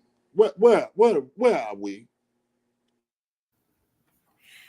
I would like to yield to my brother, Reverend Dr. Tyree Anderson, and then That you did not punt the ball over there as he was leaning back rocking. and then bring the ball back to me. I mean, she slung that thing. She Hail Married it halfway down the field. Dr. Tyree Anderson. Remember to tell her pastor that she took a 2-minute pause to collect her thoughts. I love yielding. It's Women's History Month, and I'm not trying to get her fired on Women's, especially a Black woman on Women's History Month. Okay. Listen, I don't know if telling Dr. Haynes is gonna be a good thing because he nearby shut the cruise down when we was on the boat with Tom John. I was like, they gave him 7 minutes and he killed it and he went, yeah, so don't tell a pastor anything. Yeah. Don't. Dr. Anderson, come on. What is your question? It's always one. Okay, so we. No, I just want to be clear so that way I can give the best answer possible before I put it back down. Why are Black people so sexualized? Why are Black people so sexualized? Why are we only seen in that space? Because we are considered exotic. You gotta go all the way, you gotta go back to the formation of relationships. And when people view you as exotic, they want what they normally wouldn't be able to have. So certain things are off limits. Certain people are typically off limit. So you fantasize about what you want, even though you probably shouldn't have it. You probably shouldn't be involved in it. And so you're dealing with the sexual fantasies and the exotic mindset of some individuals who don't see anybody else as human beings.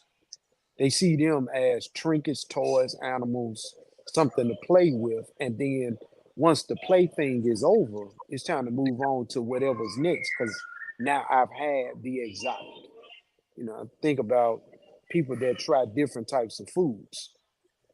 They've never had it before, but everybody keep talking about it and they've imagined it. They've envisioned what it's like. They've envisioned the way it feels, the way it smells,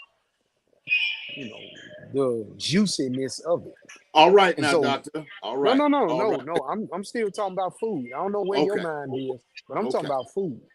So when somebody tries, something that they've never had before, did it live up to that expectation or did it fail?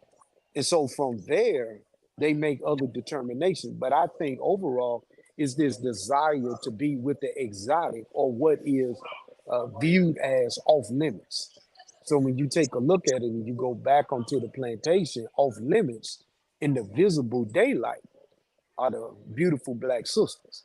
But at night, when the husband is kicked out of the cabin and 3 or 4 guys come in because they all want the exotic, you got a problem.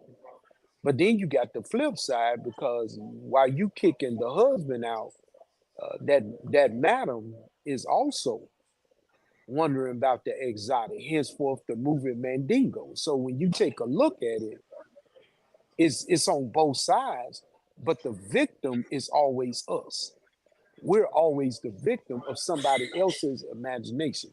So we've got to get to this place where we begin to see ourselves as human beings and we demand that others recognize our humanity. And as long as our humanity is not recognized, then we will play along with the game. You know, that's the reason why you see a lot of these shows, these little podcasts, and they all are sexual in orientation. And they asking all these questions, how many can you? And, when was the last time you? And it's like, bruh, do you realize that in November that everything can fall completely apart? Do you realize that if DeSantis gets what he wants and calls a constitutional committee, that they can put the 13th, 14th, and 15th Amendment on the ballot and they can get, do you realize what's going on while you are asking him or her about what they are doing in the bedroom? I mean, this is, we've got to begin to pull ourselves together and demand that others see us as human beings. Whew. Now look, see, y'all wake him up every time. Y'all done woke him up again. Exotic in business. When you dehumanize us, we have always taken what we had left to enjoy. We've been great with that throughout history. The majority has had the power. Therefore, it is not important because they can go to win, feel like it. Look, the idea that here we sit,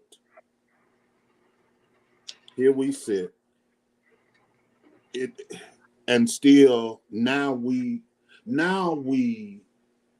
sell it ourselves. Dr. Tiff, you ready? You ready? You done got you still rocking. Okay. I have a lot to say, but I'm gonna make it simple. We got the beeper. She's standing up because she got the beeper, and we done already dropped the disclosure, so we ready for it.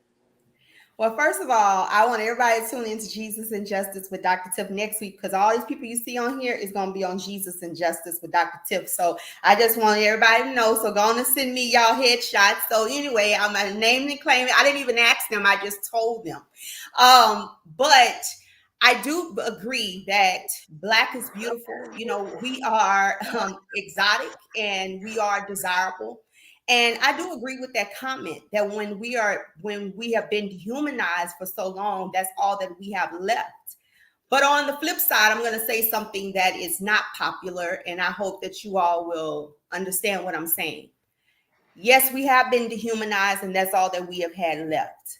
But when do we take our power back and say that there is more to us than sexuality? When do we take that power back? Because it's amazing when we post content like this that's important. It may not get a lot of like and shares, but if someone that is half dressed on social media, they will get millions of likes.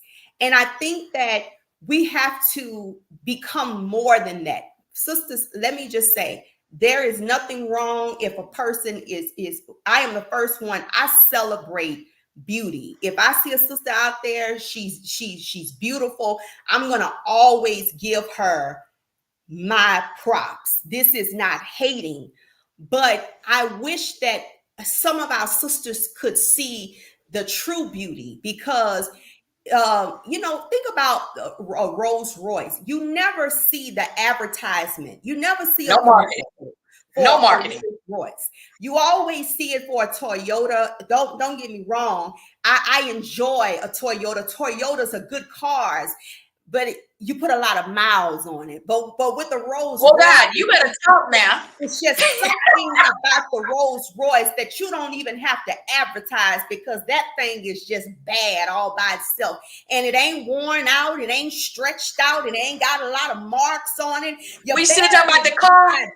And people are proud when they get in that Bentley and that Rolls Royce, but that old Toyota is beat up and it's in and out the shop, and sometimes you can barely open up the door because it's just loose. The Oh, door I need to drop the loose. disclaimer. I'm nervous. And Dr. Tip. I said all that to say that we have to stop thinking that it's cute to be half naked on social media. And yes, my sisters, you may get a whole lot of likes and they may say you bad in your DM, but I want to just say to some sisters out there, sex ain't gonna keep them, your body ain't gonna keep them, a BBL ain't gonna keep them, ain't none of that is going to keep them. What do you have to say? Because when you start saying 8 + 8 = 4, then something is wrong. Can you have a meaningful conversation? And while we're on this thing with sexuality, let's stop having this mindset that I'm a grown woman and I don't need a man. The devil is a lie.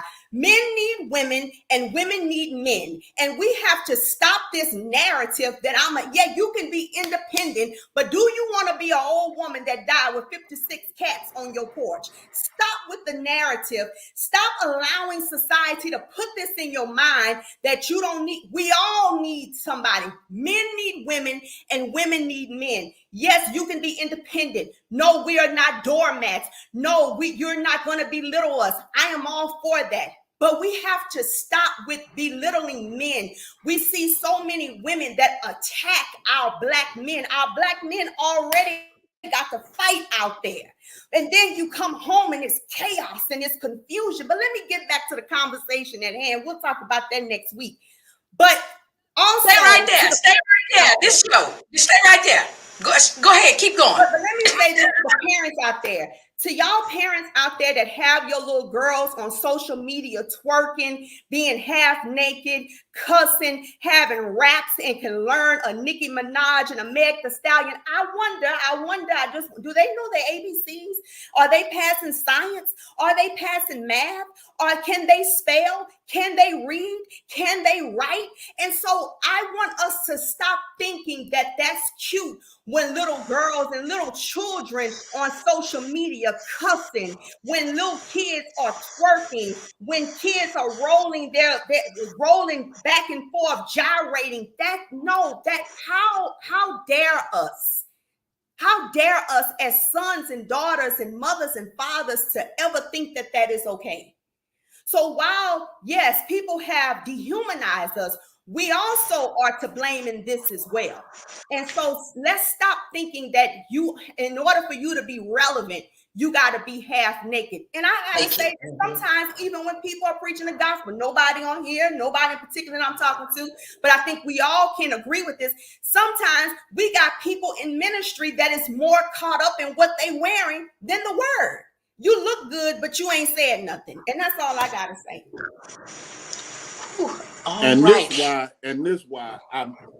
That's why Dr. Tiff is my girl. That right there. Because when are we going to start having the conversation that part of you having agency is not about you showing yourself to be an object? Part of you having agency is to say, yes, I got this. I am this, but it's mine to give. This is not all of who I am. This is not all of who I am. And at some point, y'all, I said this to my colleagues here in town, going off social media at the end of the year gave me a wonderful point of clarity, because you can be so overly inundated that you see stuff and don't see it. You can be so overly inundated with images of hypersexual, and let's be honest, because we play into the narrative of hypersexuality. What does that do when a Black daughter is snatched off the street? Because we play into the narrative of hypersexuality, what does that do when one of our black athletes at that PWI is accused of rape? Because we play into these narratives. I'm not talking about guilt or innocence. I'm talking about real life. Because we no longer look and say, no, that boy couldn't have did that. We play into this narrative because now we're starting to see that we are starting to believe the mythology that every black woman is a sexual deviant and that every black man is a rapist. We're starting to believe it. Go ahead, Dr. Anderson. But you forget the other part. Let's go back to Birth of a Nation, the original. And this idea, because if you gotta deal with this whole idea of the whole narrative of sexuality, you gotta deal with the purity of the white woman and the protection that goes into that. And that's the reason why, white women tears are more valuable than truth or fact. And what those tears do. And so this idea of protecting the sacredness of this person from the black beast that are trying to get them, this idea of clutching the purse, or when they walk past, they smile. Like, what? I ain't gonna cuss, but what you smiling about? And so we've got to begin to take a look at this stuff and begin to help our young people understand, because they're growing up in a world where they're trying to say that racism doesn't exist anymore. We're in a post-race society. Colorism is dead. But in reality, it's worse now than it's been in a long time. And our young people are absolutely confused about what's, but that's my friend. But you still need to understand who Emmett Till was. That's my friend. But you need to understand what happened to Medgar Evers. But that's my friend. Okay, that's your friend, but you need to understand what happened to Jonathan Majors. So when we start really talking about this, people believe that everything is equal, when in reality, it ain't. And because it's not equal, you got to have these real hard conversations with your children, with the kids at the church, with the kids in the community, because they have to understand that there's a target on their back. And because there's a target on their back, they need to understand how to avoid the situations that's going to get them jacked up. And let's be real. Let's be real for a minute. We can pretend like it's okay. We can pretend like it's okay. We can pretend like we have evolved into such a egalitarian society that race does not matter. But that couldn't be further from the truth. The reality is, in every space and place, that race matters. That race matters. And if we get nothing else from this conversation tonight, if we don't walk away with anything else from this conversation tonight, what's wrong with black folk? The reality is, ain't nothing wrong with us. There's nothing wrong with us. But the reality is, we have had to survive under the most strenuous of circumstances. We've had to survive under the worst of conditions. Ain't nothing wrong with us. But we have got to desire more. We've got to. I totally agree. We got to. Pastor Stewart, we're going to go to a commercial break, but before we go, I want to put this comment up here. Let's have 20 minutes of positivity.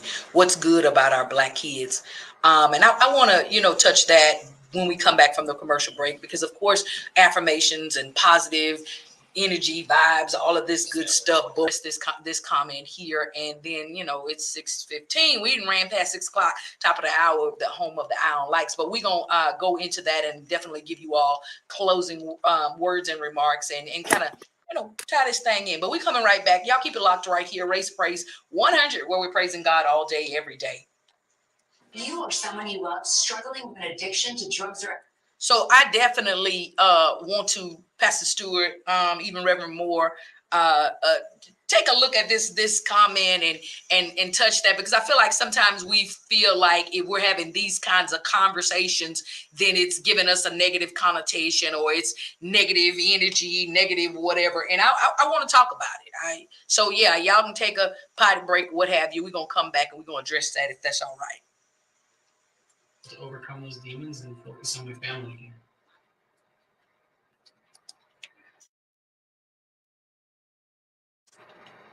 Sunday, April 14th, Houston would never be the same. It's the Gigantic Gospel Concert 2024, and it's one gigantic lineup featuring Pastor John P. Key. Never shall forget. Kalonzo Gibbon. This ain't no ordinary world. Also, Doc McKenzie and the Highlight, the Canton Spiritual, Lisa Noel Smith and the Brown Singers, the Cardi Cortez.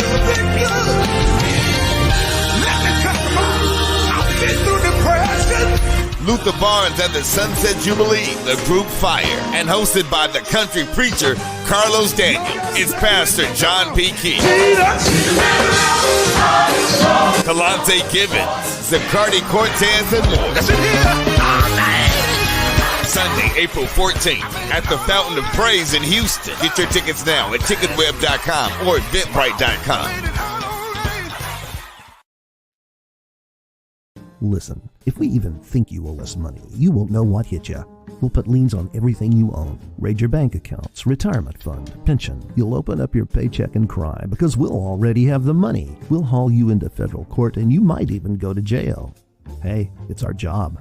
Don't fight the IRS alone. The Tax Doctor is here to help you negotiate your tax bill and reduce your stress. Our experts will fight for you using IRS guidelines to stop any IRS actions like bank levies or wage garnishments. Plus, eliminate penalties and interest and reduce your past tax bill so you pay the IRS less. Help is here to deal with the IRS to reduce your stress. If you owe $10,000 or more in back taxes, do not call the IRS alone. Call a tax doctor now for a tax emergency analysis. I'd have my mom call the number on the screen. You come see me alone. We'll work it out. Really, we will.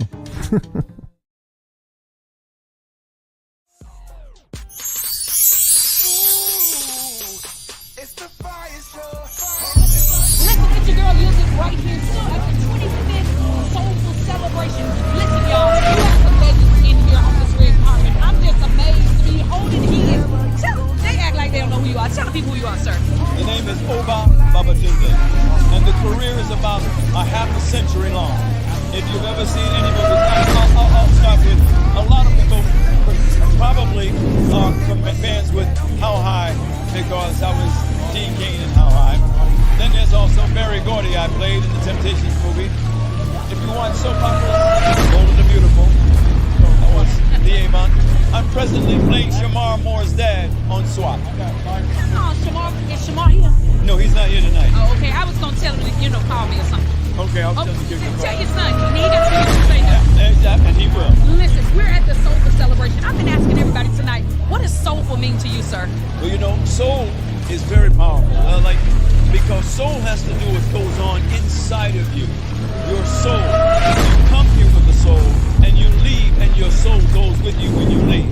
So depending upon what it is that you do with your life and the way you nurture that soul, I have a saying that says your do is not necessarily your who. Your do is what affects change in your life, but your who is how you affect change in someone else's. And that speaks to your soul.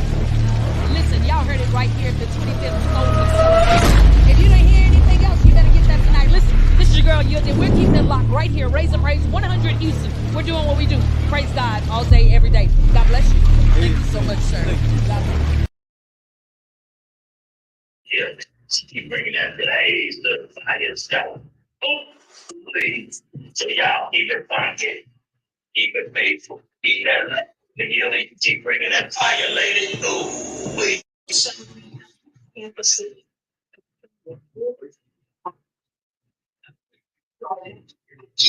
faithful.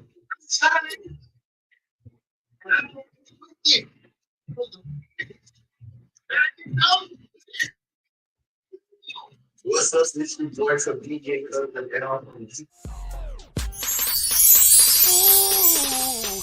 It's the Fire Show. Hey guys, Janice Harris here from Houston, Texas. H-Town, rocking with you then on the Fire Show.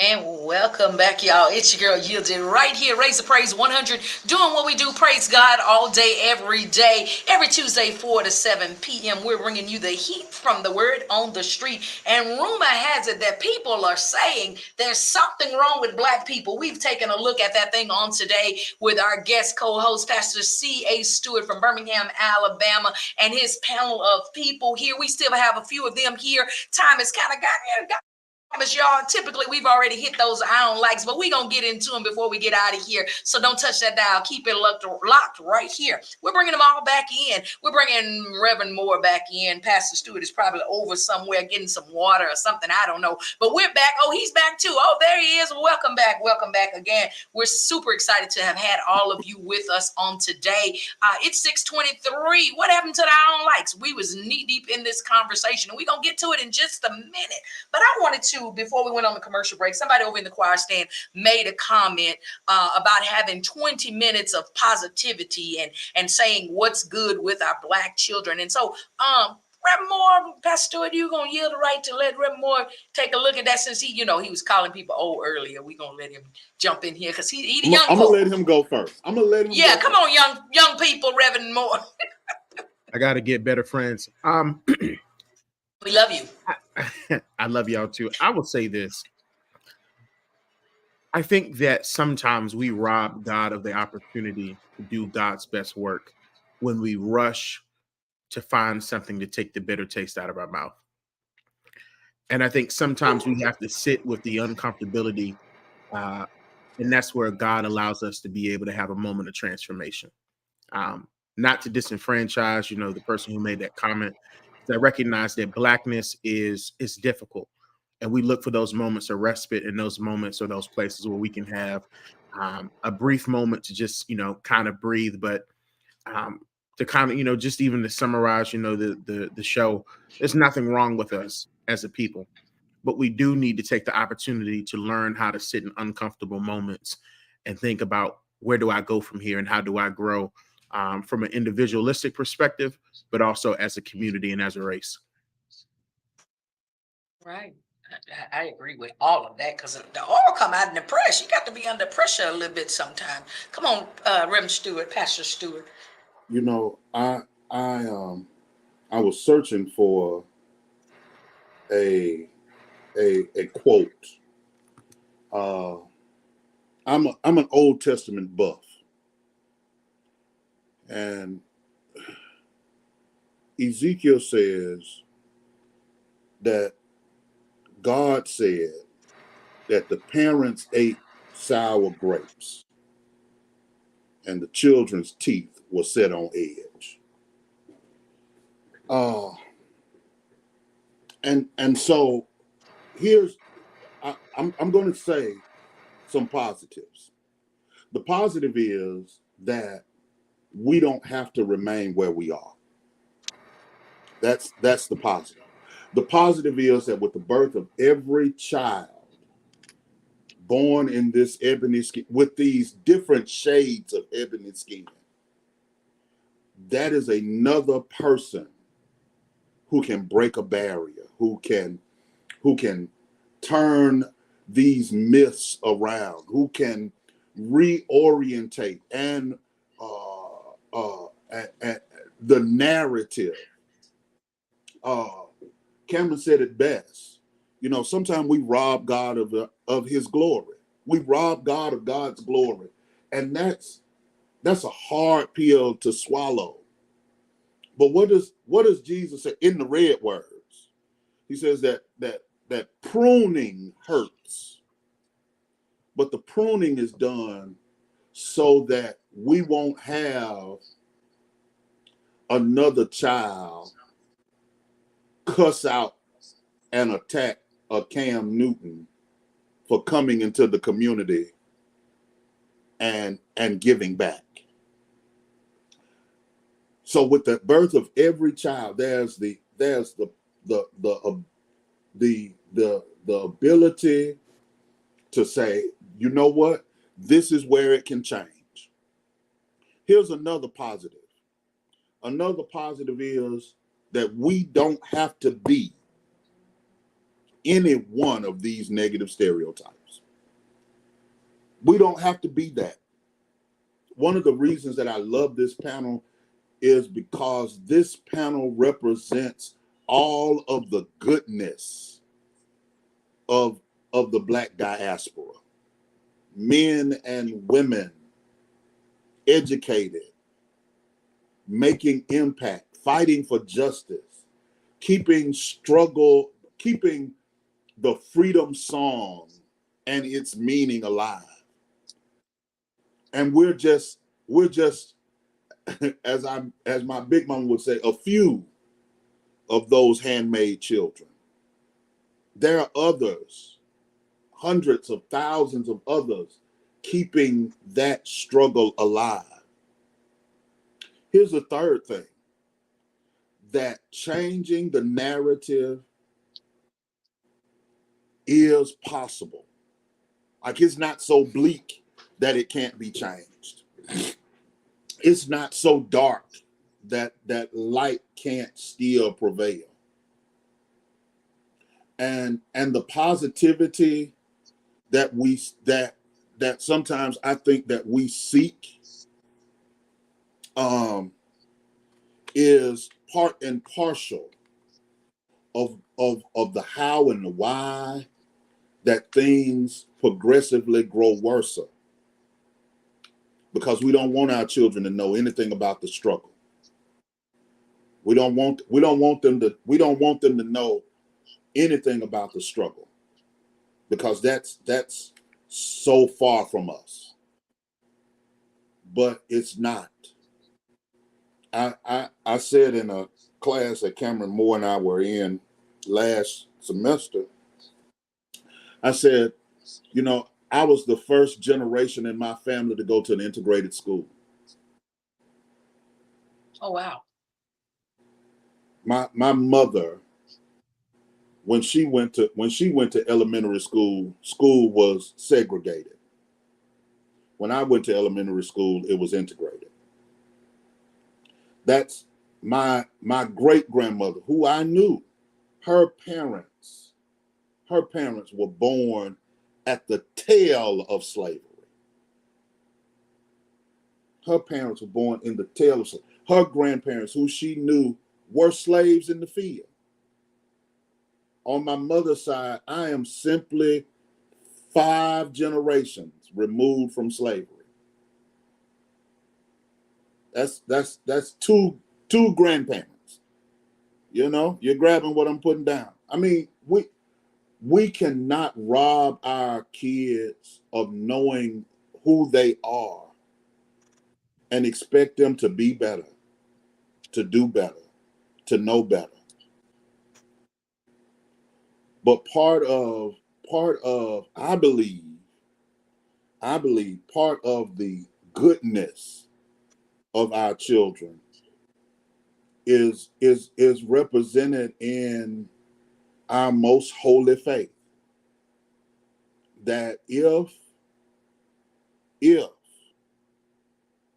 this problem that we have is not bigger than the resurrection, then we don't have a problem. Amen. I mean, this problem is not bigger than the resurrection. This thing, even though tonight's conversation has been heavy, and we're not just talking about children, we're talking about grown folk. I mean, we've got to tell people that regardless of what Don Lemon says on CNN, he's not accepted, not because of who he chooses to love.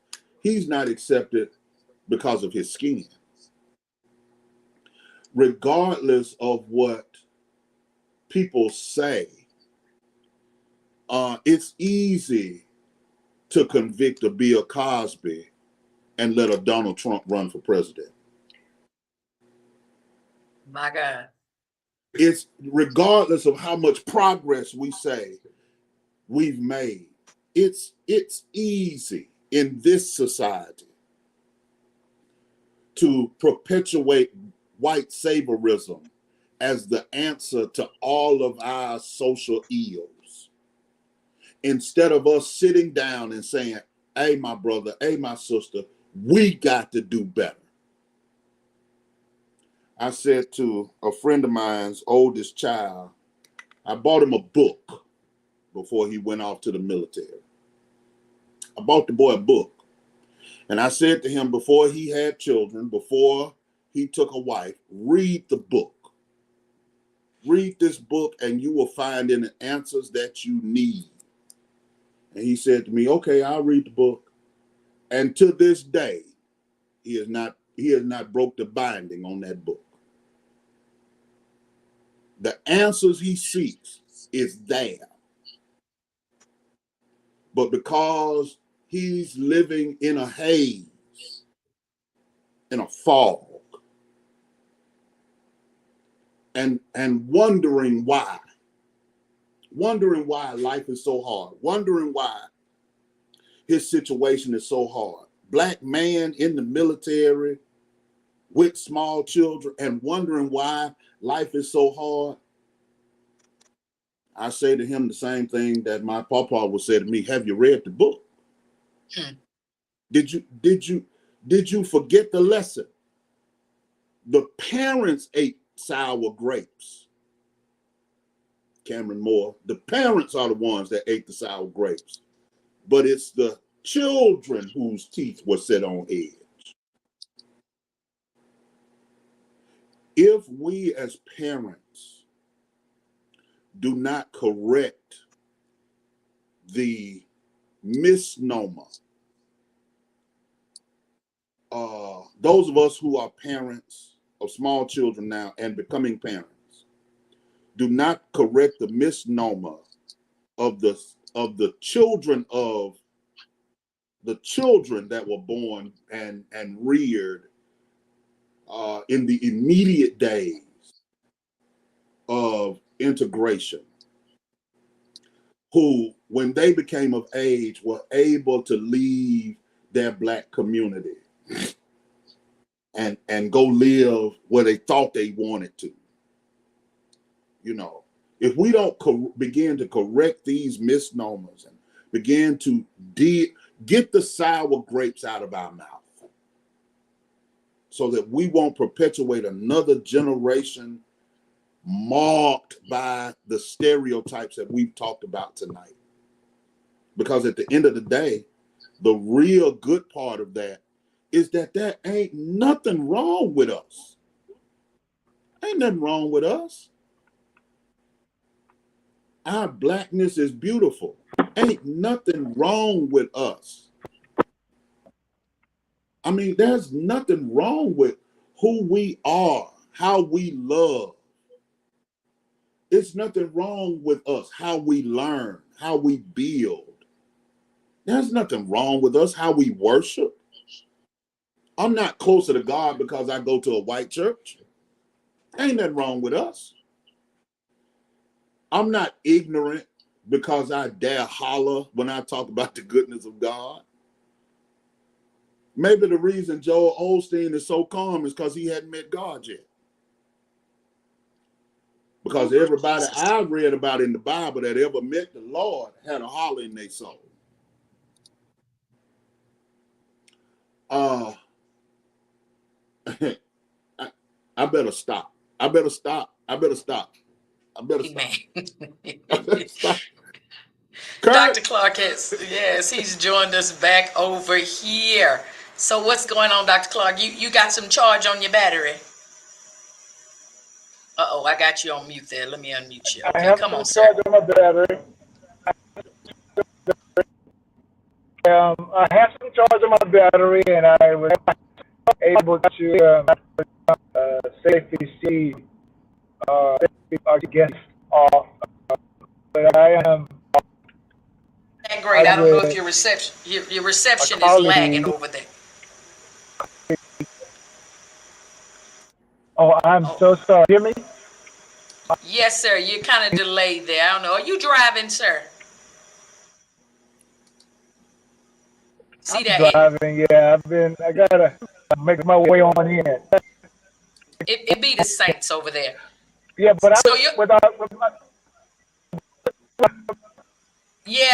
sound is not gonna do it for us. So we're gonna go ahead and mute you. Maybe you can get in a better space there. Are you coming back to share with us about the book? Because I definitely want Pastor Stewart. You may have a little more insight on the book. I do have the link here. Can you drop the? Listen, Dr. Clark wrote a wonderful book about the invisible institution. I mean, it's a wonderful book. It is a must-have.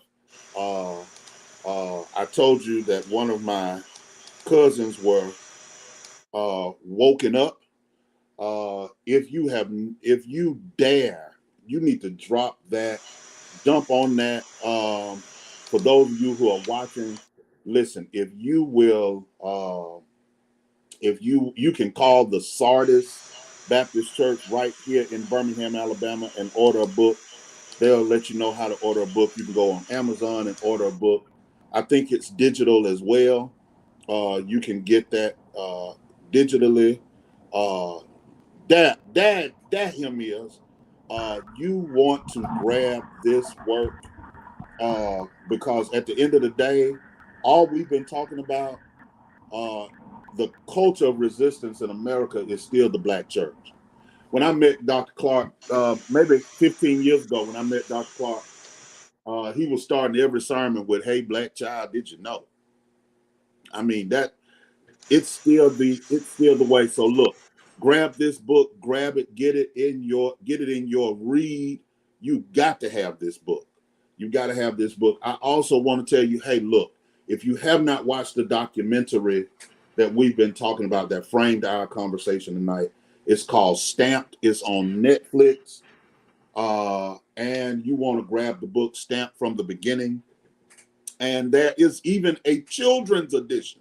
Look, I saw it myself. I grabbed a couple of copies for some Easter baskets here at Divine Faith Church. Yeah, I want you better put it in the Easter basket. You doggone right. Because look, chocolate bunny ain't gonna help them. Huh? The chocolate bunny ain't gonna help. Look, I ain't even gonna deal with the bunny part. But life. My mother told me a long time ago, the knowledge that you need to live is found wrapped, tied up in books. It's tied up in books. So listen, there's a children's edition. There is, you can grab that as well. You need to wrestle with this. You need to wrestle with this because people at the water cooler are talking about what's wrong with Black folk. People in Washington, they talking about it. And I encourage each of us to have our own conversations about how do we dismantle these myths. So look, I'm done. Yielded. Thank you. Yes, sir. Thank you here. Yes, sir. You're welcome. Listen, Pastor Stewart, we appreciate you and these hard conversations. Once a quarter, I've been kind of pushing you to get in here a little more. I've been reaching out to other individuals, trying to get them in here too. We ain't gonna point no fingers, name no names, and say that they was too busy to oblige me. But we love him anyway, and he won't even look up. Oh, he's not on here though, but I'm just saying, no, I definitely know that these kinds of conversations are needed, and I'm grateful. Dr. Clark is trying it. Dr. Clark, did you pull over? I changed. Can you hear me now? Oh, I can hear you loud and clear. Uh-huh. Look at you. You acting up. You meant to say what you got to say. Come on. What you got, Yeah, Dr. Clark? I just want to say that it would be better to order the book from me, and if you wanted to cash out me $20, just that'll be fine. And put in the memo section your address. I'll put a copy in the mail for you the next day. What's the cash app, Dr. Clark? It's $DRKSC. $DR as in Dr. KSC.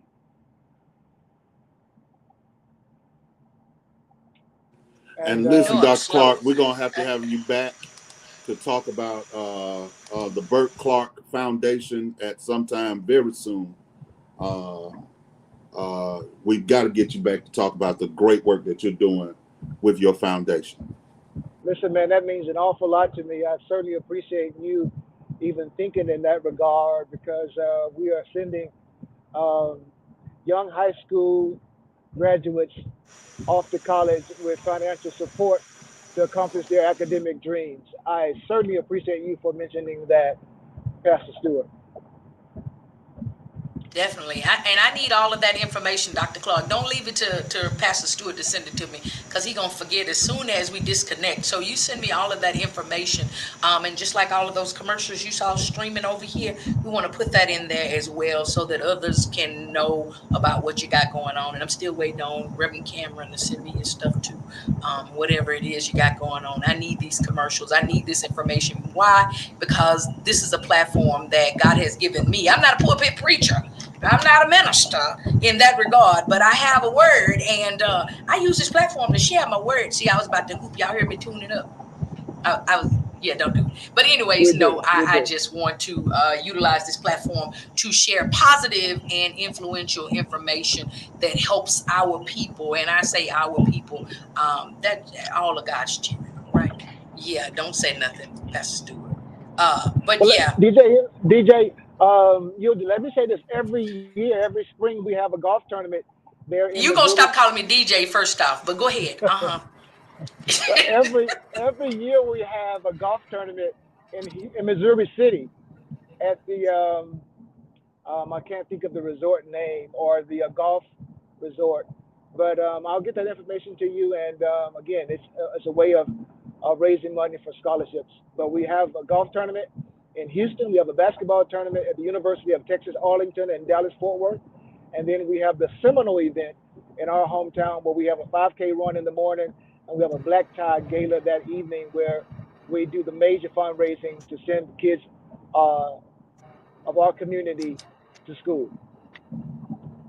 Awesome. So, yeah, send me all of that information. We may be able to get Raise the Praise out at some of these events to do some live on-site coverage of these events, and man, put it out there, and definitely, do some advertising prior to and get folks registered up and out and all that good stuff. So yes, sir. We'll do it. Yes, sir. Amazing. So Dr. Clark, before you get out of here, there's a part of the show that Pastor Stewart comes here purposely for. Look, he done turned his camera off. And Reverend Moore, they all come here just for that. They use me, first of all, to get the information out and to have these kinds of conversations. But they really come here to testify the way we do it on the FIYAH Show. We have a testimony period that we allow you to get up. We don't sing an old 100 before you testify. We don't make you stand in the front of the church or do anything. But you just simply get the opportunity to get something off of your chest. And the way that we do it here on the FIYAH Show, because we trademark this word, it's IONLIKEIT. I don't like it. So you start the statement off by simply saying, I don't like, and then you go in. You cannot say, I don't like. I know y'all got your academia and y'all some doctors and y'all got 700,000 degrees and been in school since creation. And $700,000 of debt. Hallelujah. them is looking for you. Auntie Fanny looking for y'all. But yeah, and they lied to us and told us they was gonna give us forgiveness, and they didn't. But you heard I say us. But yeah, so you got to drop all your academia and lean into your ebonics and say I don't like, and then tell us what you don't like. And so, just for an example, I still hold this one week after week. I don't like that my sisters are wearing these wigs that's bust down the middle, and then they put makeup on there that's not the color of their face, their neck, or anything. And then they got nerve enough to reach way back here, grab hair, and comb it to the front, and swoop it to the side, look like Medea's valences in the curtain on there, and call it baby hair. I don't like that. I think it's totally ridiculous, and it's a spirit of confusion. You're an adult. What are you doing with baby hair? So that's what I don't like. So listen, be careful. The Tarjay van bus is passing by you, the truck there. It looked like you was a little close to it. But you get to share with us your I don't like before you get out of here and get off of the road on this video. Come on with your I don't like, Dr. Clark. Yeah, I don't like it. I mean, I don't like when people say that the church is no longer relevant. Because as soon as you kiss Mother Time goodbye, somebody in your family gonna call a preacher and or a pastor or some member of the clergy or some church or some chapel to speak some consoling words over the fact that you dissented with a place that's going to dispatch you to your eternal resting place. I don't like it when they say that the church is no longer relevant. When you die, you got to go right back to it. Oh, mighty God. I don't like the He was living for it. I don't like the menu at the funeral no more.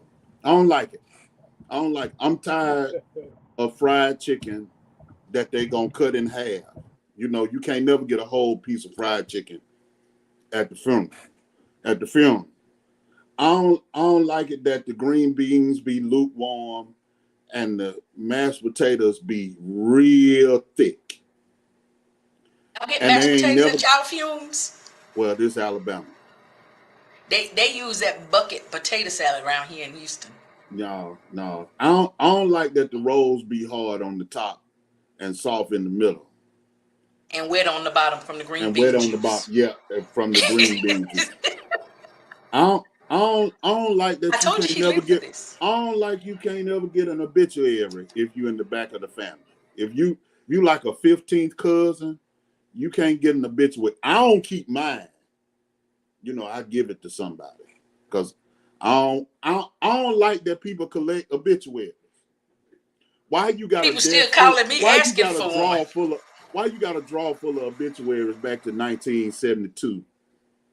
Mighty God. I don't like that it's 3 weeks out, Pastor Stewart, from my mom's celebration of life, and people calling asking, do I got an obituary?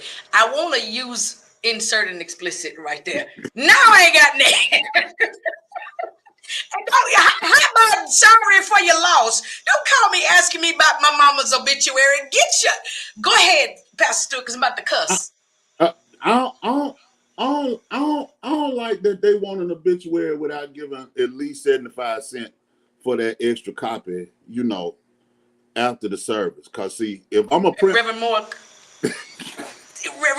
come on, cause he been holding these. Pastor Stewart, you must have been about to 1,100 fumes in the last 2-3 weeks, cause I ain't been on here. I ain't been on since before Christmas, and so you know I had some build up. Okay, yeah, you had to get him out. Listen, Pastor Hill jumped in here last week uninvited, and he was writing his in his book, and we told him about the open mic, and he said that was beneath him. He thinks he's too big of a comedian to come to the open mic. I'm like, bro, you ain't told a joke since I met you. Reverend Moore, come on. I don't have any church ones. No, I got one. It ain't got to be church. Come on. I don't like when I go to get an oil change, they offer me 15 other services. That ain't what I came here for. I asked you for an oil change. Don't tell me I need a new engine. Let me figure that out by myself. Okay? I'll figure it out on the way. They don't want you to waste your good oil in that bad engine. Don't make good sense. I don't like the portions of scoops I get at Chipotle. I don't feel like they're complimentary.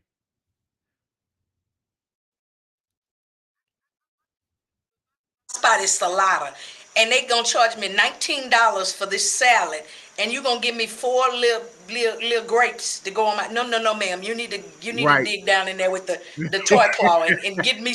You know the The game we toy, used to play, I the like crank me. that. The toy claw. I need you to get, yeah. Yeah. You need to get me some grapes out of there and put on this here salad. Don't play with me. Come on, Pastor Clark. Yeah, that clock. You got an. Pastor Stewart. I don't like that. I don't like that when I go to a restaurant, they want to put everything on my salad, but what's supposed to be on the salad? You ain't supposed to be no fruit on my salad. Cheese, lettuce, cucumbers, I like grapes. tomatoes. Get you some tomatoes. Those are grapes. They grape-like. I don't like tomatoes. Well, I don't like tomatoes on my salad. I don't like. You need to be in control of them little seeds that's coming out of there. I like them green and fried down there at Green Acres in Birmingham. I could get me some in a little greasy bag. I don't like the fact that you trying to make it where I can't get no doggone green tomatoes. Cause everybody listening, next time they stopping over in Alabama, they're gonna want to run to the Green Acres. It's already I don't like that Green Acres don't answer the phone no more because they busy cutting them tomatoes and that thick cut bologna that they serving the people on the manager's special with them tater chips mashed down in there. They busy. They put the tater chips on the sandwich and then mush the bread down on it. I ain't saying I had one because I don't eat bologna anymore, but I don't have to do that anymore. Thank you, Lord. Hallelujah. But yeah, that's what they serve over there. I want some tomatoes right now. I feel it in my spirit. Oh, I got Oh, look! I knew you was coming. Come on. I don't like how aggressive these delivering apps have gotten with tips. Don't send me a message saying that somebody may not pick up my DoorDash if I don't leave a 35% tip. I might as well just go to the store and get it myself. On that, I've never got that one because I'm scared for them to deliver my food. I didn't about stop having pizza delivery because people sipping out of your stuff. And when I saw that DoorDash bag under the stall in the bathroom on social media, I was done in the bathroom. But I don't like how I'm through the drive-through and they got the little wand. You know, they still COVIDizing the debit transaction, so they got the wand with the credit card machine thing on there. And before you can touch it, it's already got a tip on the screen. I use my car, my gas, and I drove over here. What am I tipping you for? I don't like tips in the drive-thru. You didn't do anything. You didn't do nothing. About to say something in his nagadocious, no, negative. Excuse me, negative. Say, Dr. Clark, you from my hometown? I'm Nacogdoches. He's Natchitoches. Oh, come on, cousin. Yeah, I'm from Natchitoches. I like that you don't like that. That's what I like. I like that you don't like being forced to give somebody a tip like you are the employer. No, you hire the person, pay them a fair wage. I don't like that. I ain't trying to subsidize you on the low. There you go. Yeah, that's what I don't like having to go to round up my purchase. I don't like having to go to Walmart and scan my own stuff. And I ain't got no W-2 from there yet. Where my W-2 from Walmart and CVS and all of them where I've been checking myself out. And I didn't get no invite to the holiday party. Look, I don't like the fact that they want me to work, not pay me, and not give me the employee discount. Listen, and then after you make me work, you insult my integrity by standing at the door with a highlighter, wanting to check my receipt. You trusted me to check me out, so you're gonna trust me to walk out this door. Get thee from behind me before it's 6:55. We got to get out of here. Listen, why do people run behind you want to check your receipt? You should have been at the register to ring me out. You could have checked me out. You could have checked me out your doggone self. Check me out at the counter. It has been amazing. Pastor Stewart, per usual, you have an amazing show. The people gonna inbox me. They were scared to call. They were scared to comment on the thing. They gonna inbox me. They gonna text me and send me all kind of stuff, and I'll send it to you, and you can disperse it as you will or may. Dr. Clark, it's been amazing. I don't remember you from the first time, but I have one request. Actually, it's gonna be my last. I don't like when I take my time and write these long detailed, specific emails and send them out to my guests, and they don't respond. So I got to dig back in the arsenal from 2022, I think it was, and find a picture that you look nothing like. I'm like, this ain't Dr. Clark. Who is this? You got about 40 more inches of hair. You got all of this beard and carrying on. I was like, this ain't the same man I found in my photos. But yeah, thank you so much for not sending me a picture. Well, DJ Envy. DJ Envy. I mean, DJ.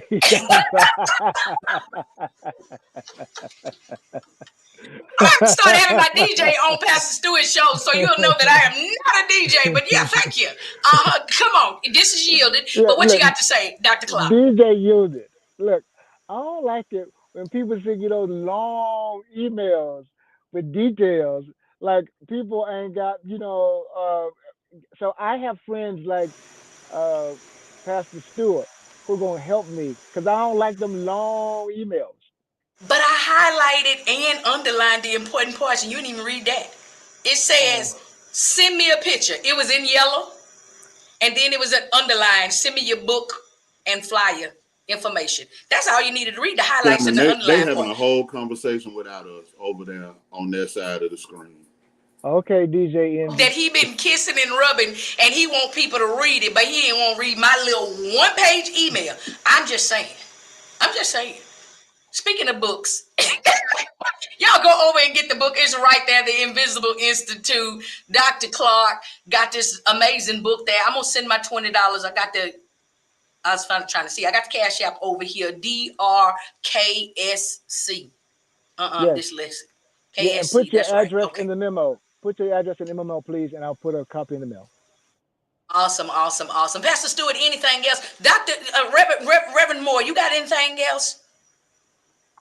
No, I'm good. You good? You ain't got no upcoming festivities, activities, nothing you want us to know about? I'll be doing the 7 Last Sayings at Spring Creek Baptist Church on March 29th, which is in Mosley, Virginia, and I'll make sure that you have the link to that live stream. Awesome. What you got? Eli, Lamar, Shabbat. What saying you got? Actually, third this time. Got third. You got the third saying. All right. Pastor Stewart, do you have anything you would like to share with the people? Look, he's showing out. He dropped the top. Now he out. He just, I can't stand show off. Look, come on. Look, at my other card. I'm just happy to be here. I'm just see. You on the streets taking pictures of people's cars. That's what we do. See, I'm just happy to be here. I'm just happy to be here. Y'all, it's been fun. It's amazing. Dr. Tiff say they don't do no advertisements for them kind of cars, Dr. Clark. They just advertise the ones that's got lots of miles and been used a lot. Listen, it's 6:59. It's time to get up and get out of here before we get into some more trouble. I just want to encourage you to go back and watch the replay. For those of you that are listening over on the app, go in and get all of that good information you may have missed. Next Tuesday, we'll be back here, same time, 4 p.m. to 7. No, Pastor Stewart won't be here. Neither will Dr. Clark. Neither will Reverend Moore. But listen, your girl Yielded is going to be here. Tell a friend, tell a neighbor, whoever it is, get them in here, get them on here, because we're going to bring you a little heat from the street, man. We getting ready to get up out of here. Go find all of these individuals on your social media platforms. Follow them. See what they got going on. Don't forget to get over there to Amazon or even Cash App, $DRKSC. Send him your address. He gonna send you a book. Get this information in here. Pastor Stewart, I can't promise you I'm gonna read Stamp from the beginning. I'm gonna go back and watch the rest of the documentary. It's gonna take me about 4 more days. It's a long. Well, they've got a shorter version called just Stamped. So that's the cheering edition. I'm gonna get that one. They got a children edition, and then they've got a shorter one called just Stamped for grown. Okay, well I'm gonna get the cheering edition. That's what I can digest. Okay, I'm about to get on the elevator. I'll talk to you guys whenever I can talk to you again. God bless you. God bless you. Thank you, Pastor Stewart. Thank you, Reverend Moore. Again, it's your girl Yielded. Signing off right here, y'all. We got to get up and get out of here. Why? Because it's time to go. It's 7 o'clock and I'm hungry. So we'll see y'all next week on Tuesday. We got another amazing show for you. I'm not going to drop the nuggets. Y'all need to know. Y'all just need to know to be here. Meet me here, 4 o'clock. I'll be here. All right, it's your girl Yielded. We signing off. Corinne Hawthorne says she is unstoppable. And I just want to encourage you that all things are possible through Christ Jesus. If you haven't met him, take the opportunity to get to know him. Get in the Bible-based teaching, preaching church and learn of him. It's your girl Yielded. I'm signing off. Love you. God bless you.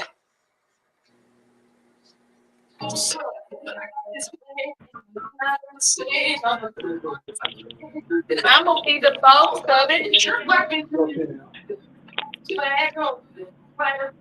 Well, I belong and brag on it. Give it all I got.